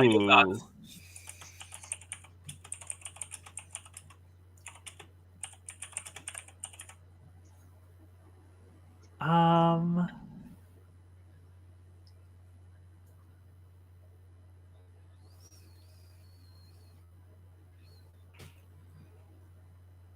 Oh, I got a good consequence for this. After that attempted raid, they haven't really stopped trying to get the Espoir.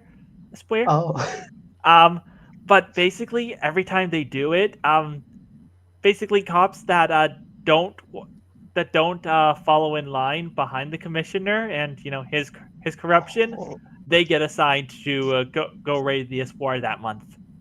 Oh, I like that. Oh. I like that a lot. Mhm.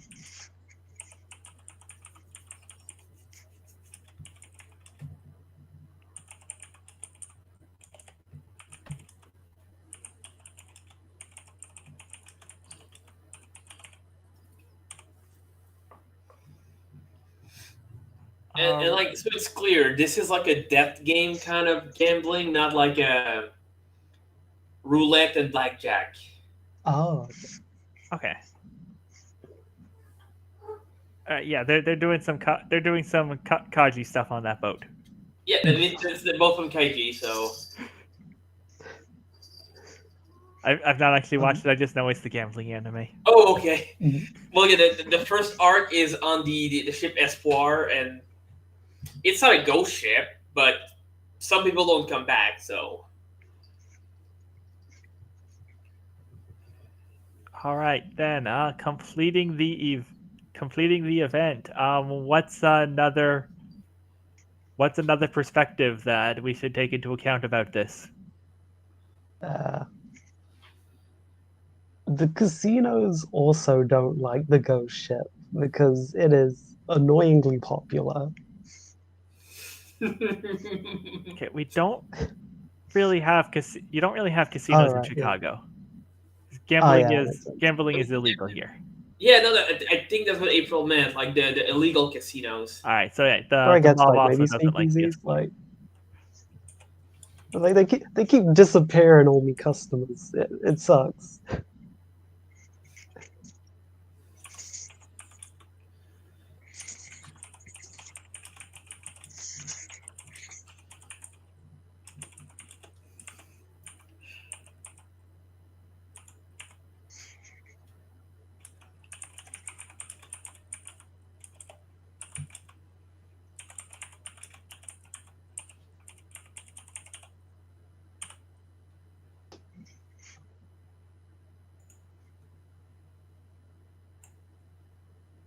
Why are you giving me an underline if you're not going to tell me what I did wrong? It's I shy. don't see anything wrong. All right, then that concludes transportation. Pixel, you ready for your last compass? I sure am, and the compass team is secrets.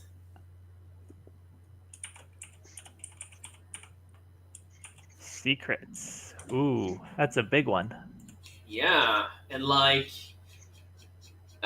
what I want to explore first is a neighborhood. Okay, hold on. Let's just get the head. Let's just Yeah, get the title headings in there.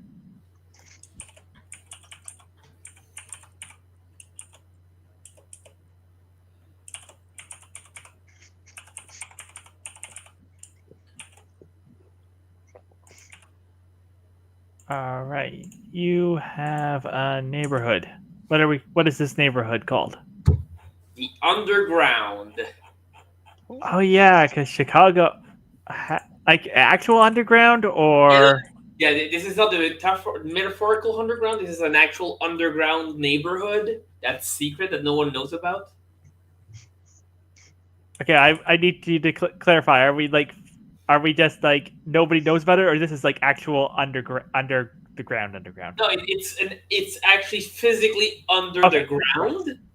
It's under the city, but most people don't know about it.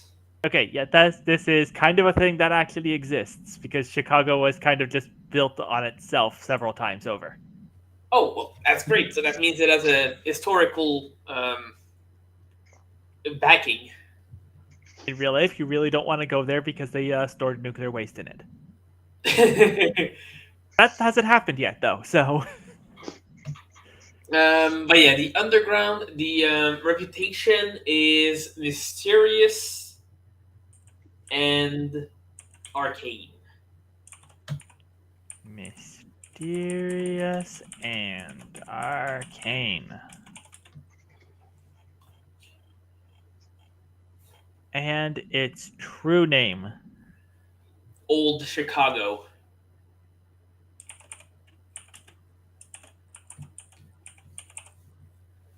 Like you said, it's the previous Chicago's ghost, basically. Would that make sense? Yep. Let's just put that there.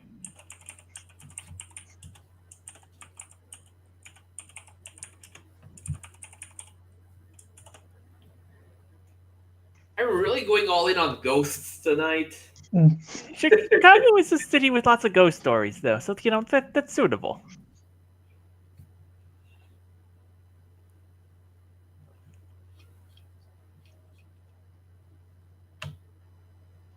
All right. I guess it's me now. Secrets.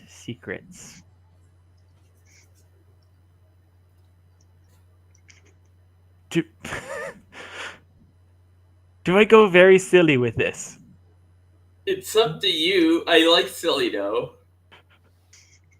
What if the bean exists like a century early and is like an interdimensional portal? Well, the bean is actually called the Stargate in. Yes, I know it's called the Star. That's why I was going for Oh that. right. Okay, yeah. Sorry. I didn't remember if you were aware. So it would make a lot of sense for it to be a portal. Yeah.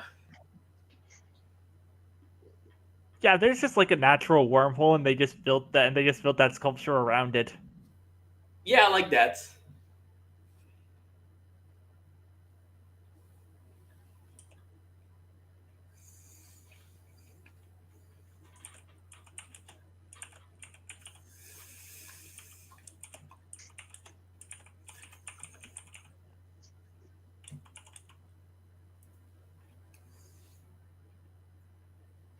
Because yeah, not a lot of people know that the bean's name is actually the Cloud Gate.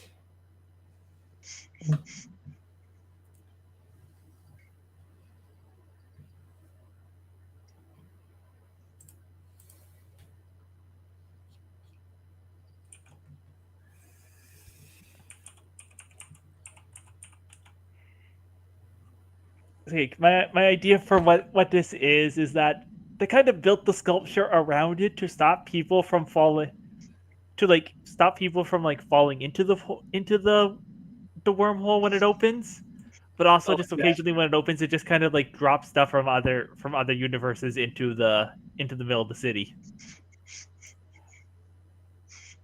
Yeah, I really like that. So like, all right, address is downtown.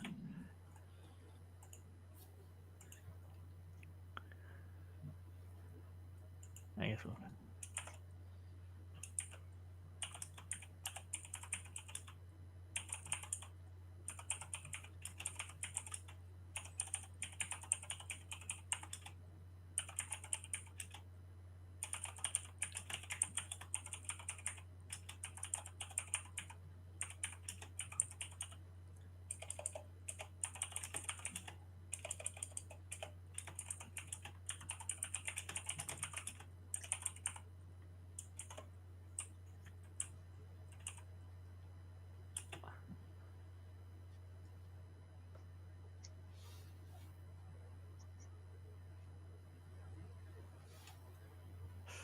I think also maybe the Leo family occasionally like drops bodies down it.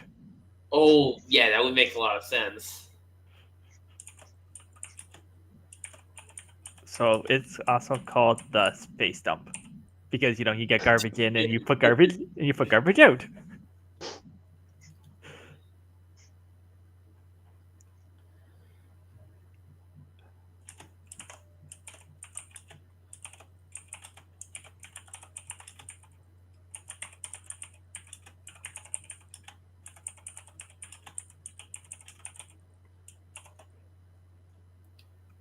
Oh my goodness. Does that mean that sometimes bodies come out of it, but not bodies of Oh, people that are there, but like random people? I suppose sometimes, yeah. Also, that reminds me of Looper for some reason. mm, Like I could see where you, yeah. it's like, oh, it would be too difficult to like get rid of the evidence, so we drop it in the past. All right, April, do you have an idea for secrets? uh, yeah, I think. Do we know if Chicago has a mayor and if Old Chicago has a different mayor? Oh, I wanted to do that, but like I couldn't do two things. Ah, yeah. nice. If we want to do two residents right now, the mayor and mayor of the mayor of Main Chicago and the mayor of the underground Old Chicago. I love that. That's good. We could. All right. What is the mayor's name? How about Gilbert Hudson? Gilbert Hudson. That's a. Those sound like a he him. Yeah.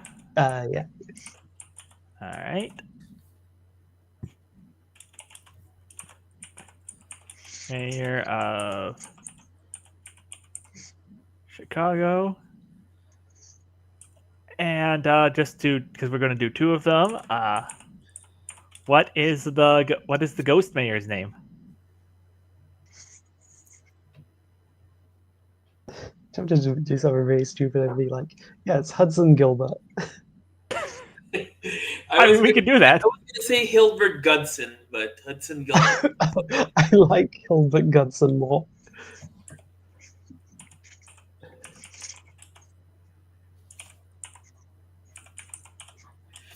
Okay, and he is a ghost. They're a ghost. Is they also he him? I genuinely can't decide. You know, I'm going to say that it's because I like to imagine like when you have like lots of ghosts congregated in an area, they all kind of mesh together over time. So like I like that. it's not entirely the one person anymore. Mhm. He used to also just be Gilbert Hudson. Actually, I have a pitch for this. Okay. Oh.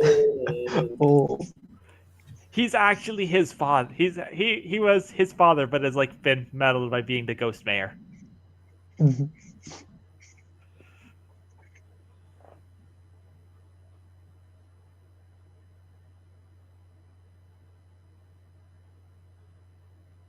Okay.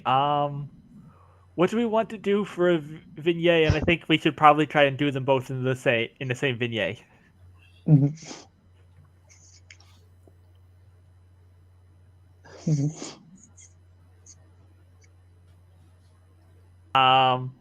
Do we want Hilbert to come visit Gilbert? Yeah, that makes sense. I was thinking of like sort of a like one-sided like rivalry from old Chicago. Like, yeah, no, he comes and like haunts his son occasionally. Is my thought here. All right, yeah. So I will be Hilbert if no one else wants him. Okay, All right, and you'll take Gilbert. I'll take Gilbert.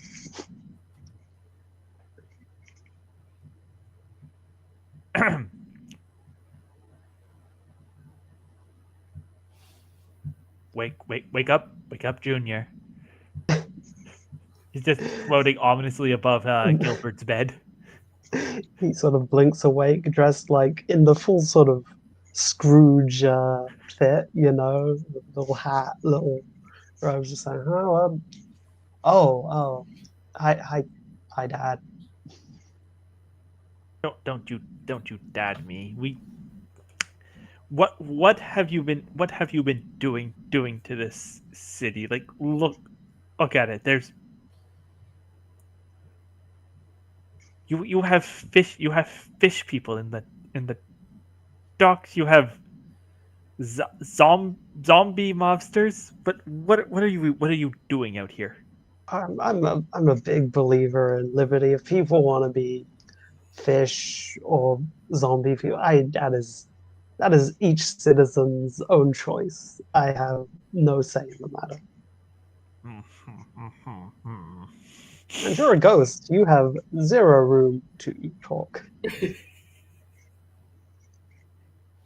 You know as well as me, boy, how many ghosts have how many there are the ghosts vastly outnumber the humans in this city. Yes, yeah, I mean, that's just maths, isn't it? People have been around for a long time. There's a lot of them aren't around anymore. So did you just come here to scold me again, or do you have business?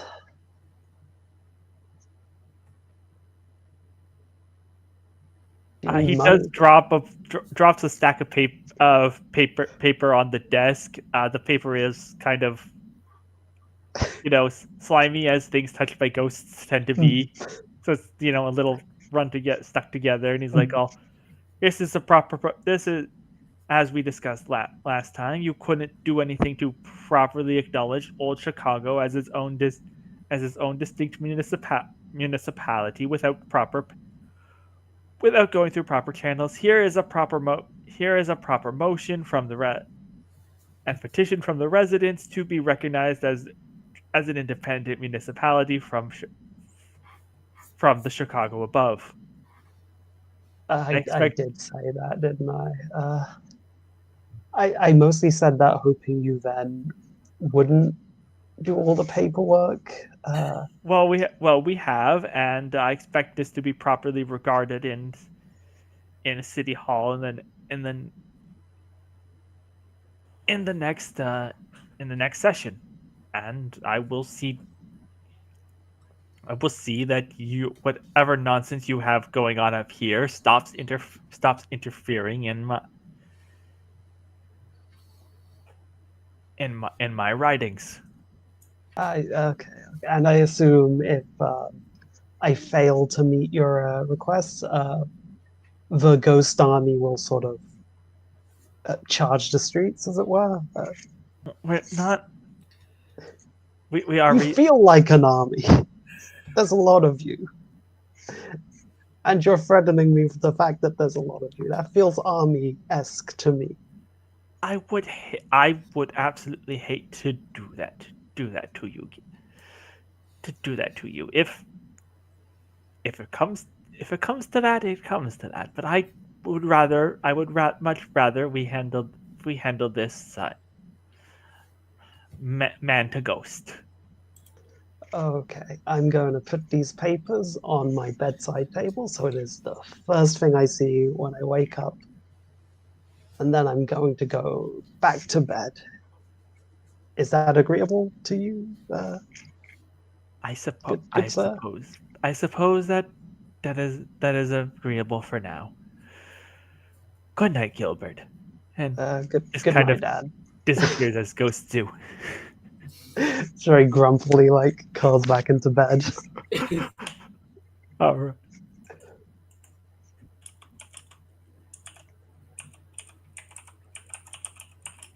Begrudgingly haunted by the ghost that's kind of his dad. Mhm.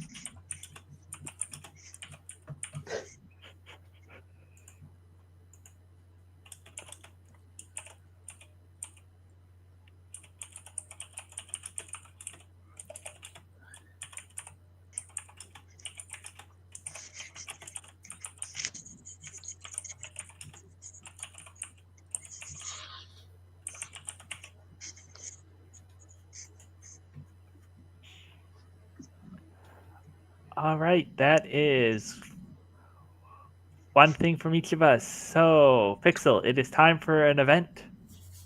All right, so I have an idea for the event. Yep.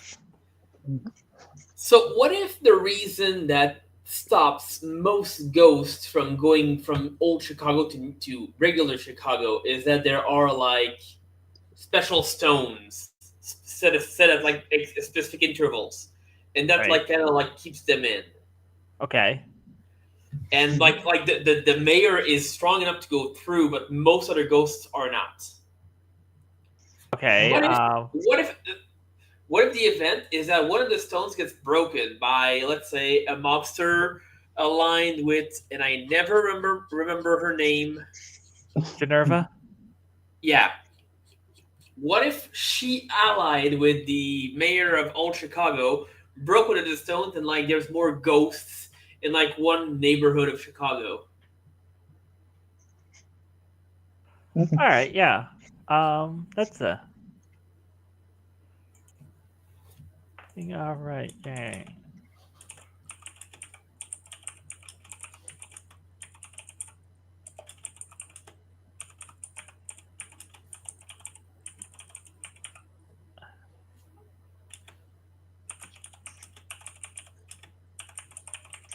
Well, not all of them, just like one or two, Okay. something like a small number of stones. I meant. Some. Yeah.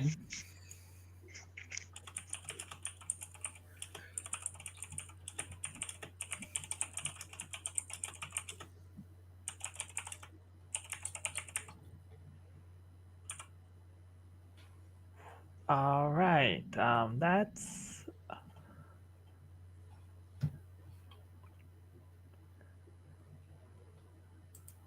What does Generva gain? I'm gonna ask a question. What does Generva gain from allying herself with Hilbert Gudson? Well, as it happens, the ghosts outnumber the living. And not every ghost is nice, because not every living person was. So, in exchange for that, she gets more people to join her organization. Okay, okay. We're gonna go back up to Generva. Do, do, do, do, do. I'm really setting her up as like a villain, aren't I? She leads an exciting life. Uh,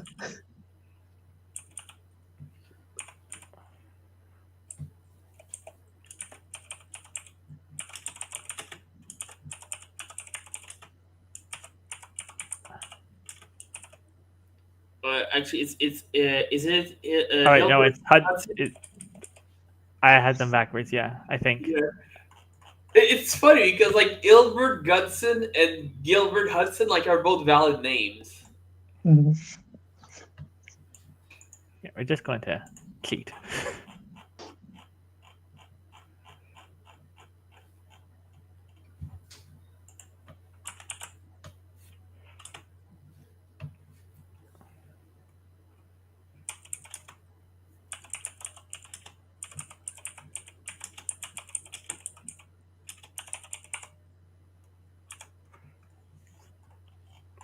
All right.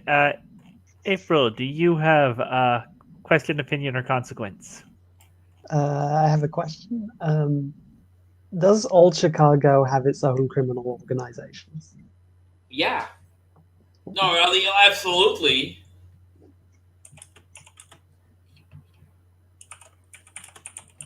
Ghost crime. Ghost crime.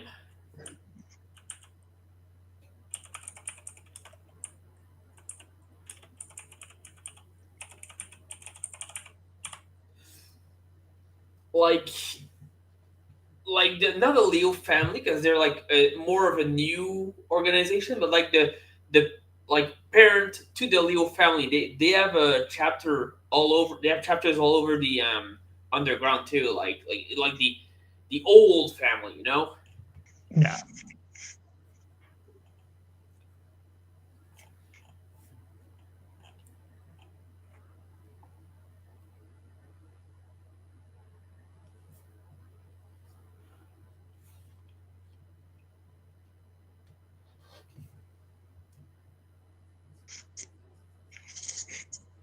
All right. So,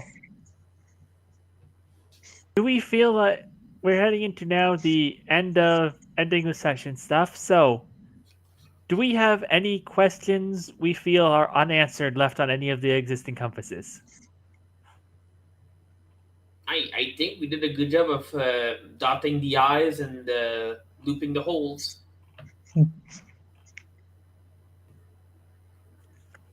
Okay. So, do we feel like there are any themes left unexplored that we could put as one final compass?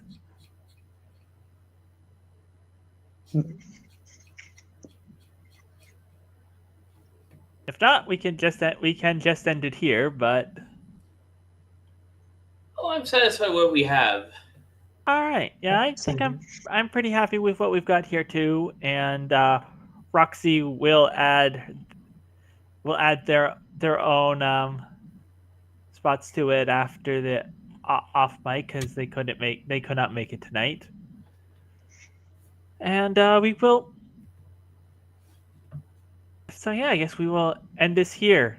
Now, one final note, Pixel. Yes. As the creator of Arc City Arcane Blues, is this document canon? Well, canon means a lot of things, but really, it is canon to the campaign, and that's good enough for me. Is it canon for all campaigns? No, because I wouldn't speak for everyone else. But for us, it is canon. Good enough. All right.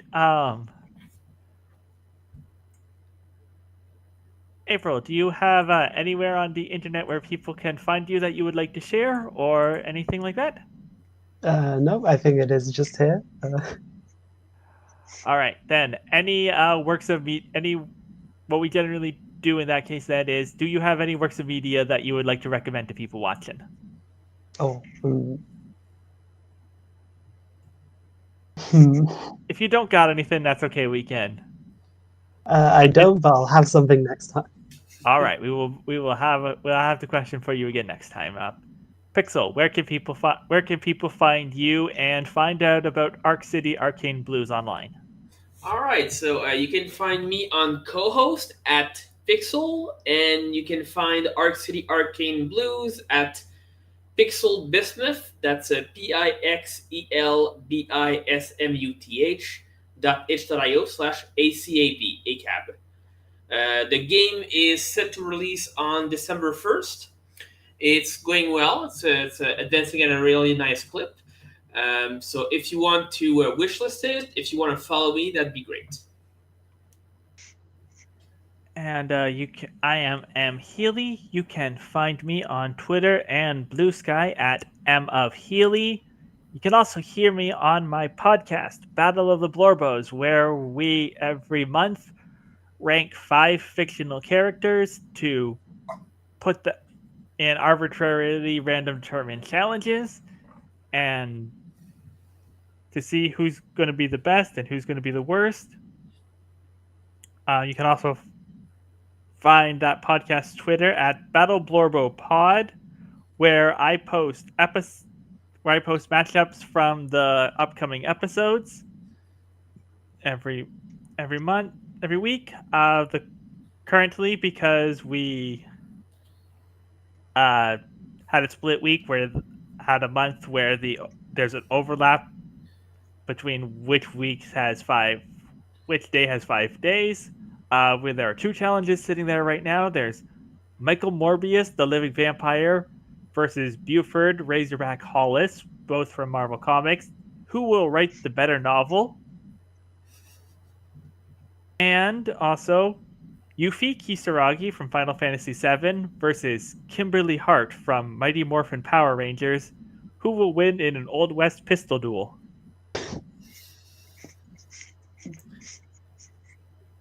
I know I have my opinions on that one.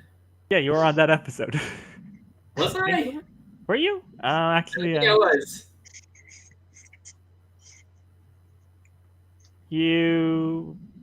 I'd have to check on I'd have to actually check on the file itself, and I don't have that pulled up at the moment, so I can't do that off the top of my head. But I'm pretty sure you were. I have no memories of this challenge. I'm sorry. It's fine. Anyways, it doesn't matter. Anyways, that's where you can find me online, and we are all on the table RPGs. You can find us here on Twitch or YouTube, wherever you are watching us, and we will be streaming here this campaign of Arc City Arcane Blues will be streaming here every Tuesday at 6 p.m. You can also, on alternating Saturdays, hear The Secrets of Small Gods and Artifacts of Romulus. Those are Secrets of Small Gods is a Pathfinder game, Pathfinder 2e game, and Artifacts of Romulus is a D&D 5e. I am not on either of those shows, and this season for this campaign we don't actually have any overlap with them, so I can't actually tell you anything about them. I'm sorry, but they're there, and I am sure that they are good. I am sure that they are just as good, and you should listen to them too. You can also subscribe to us on Patreon for behind the scenes bonus stuff and to help our staff get paid. So that's that, and I think that is everything for us tonight. So good night, everybody, and we will be back with the first proper session of Arc City Arcane Blues on next week, where you will meet the player characters and their speakeasy and their dealings with their spooky necromancer mob boss. And good night. Bye. Bye.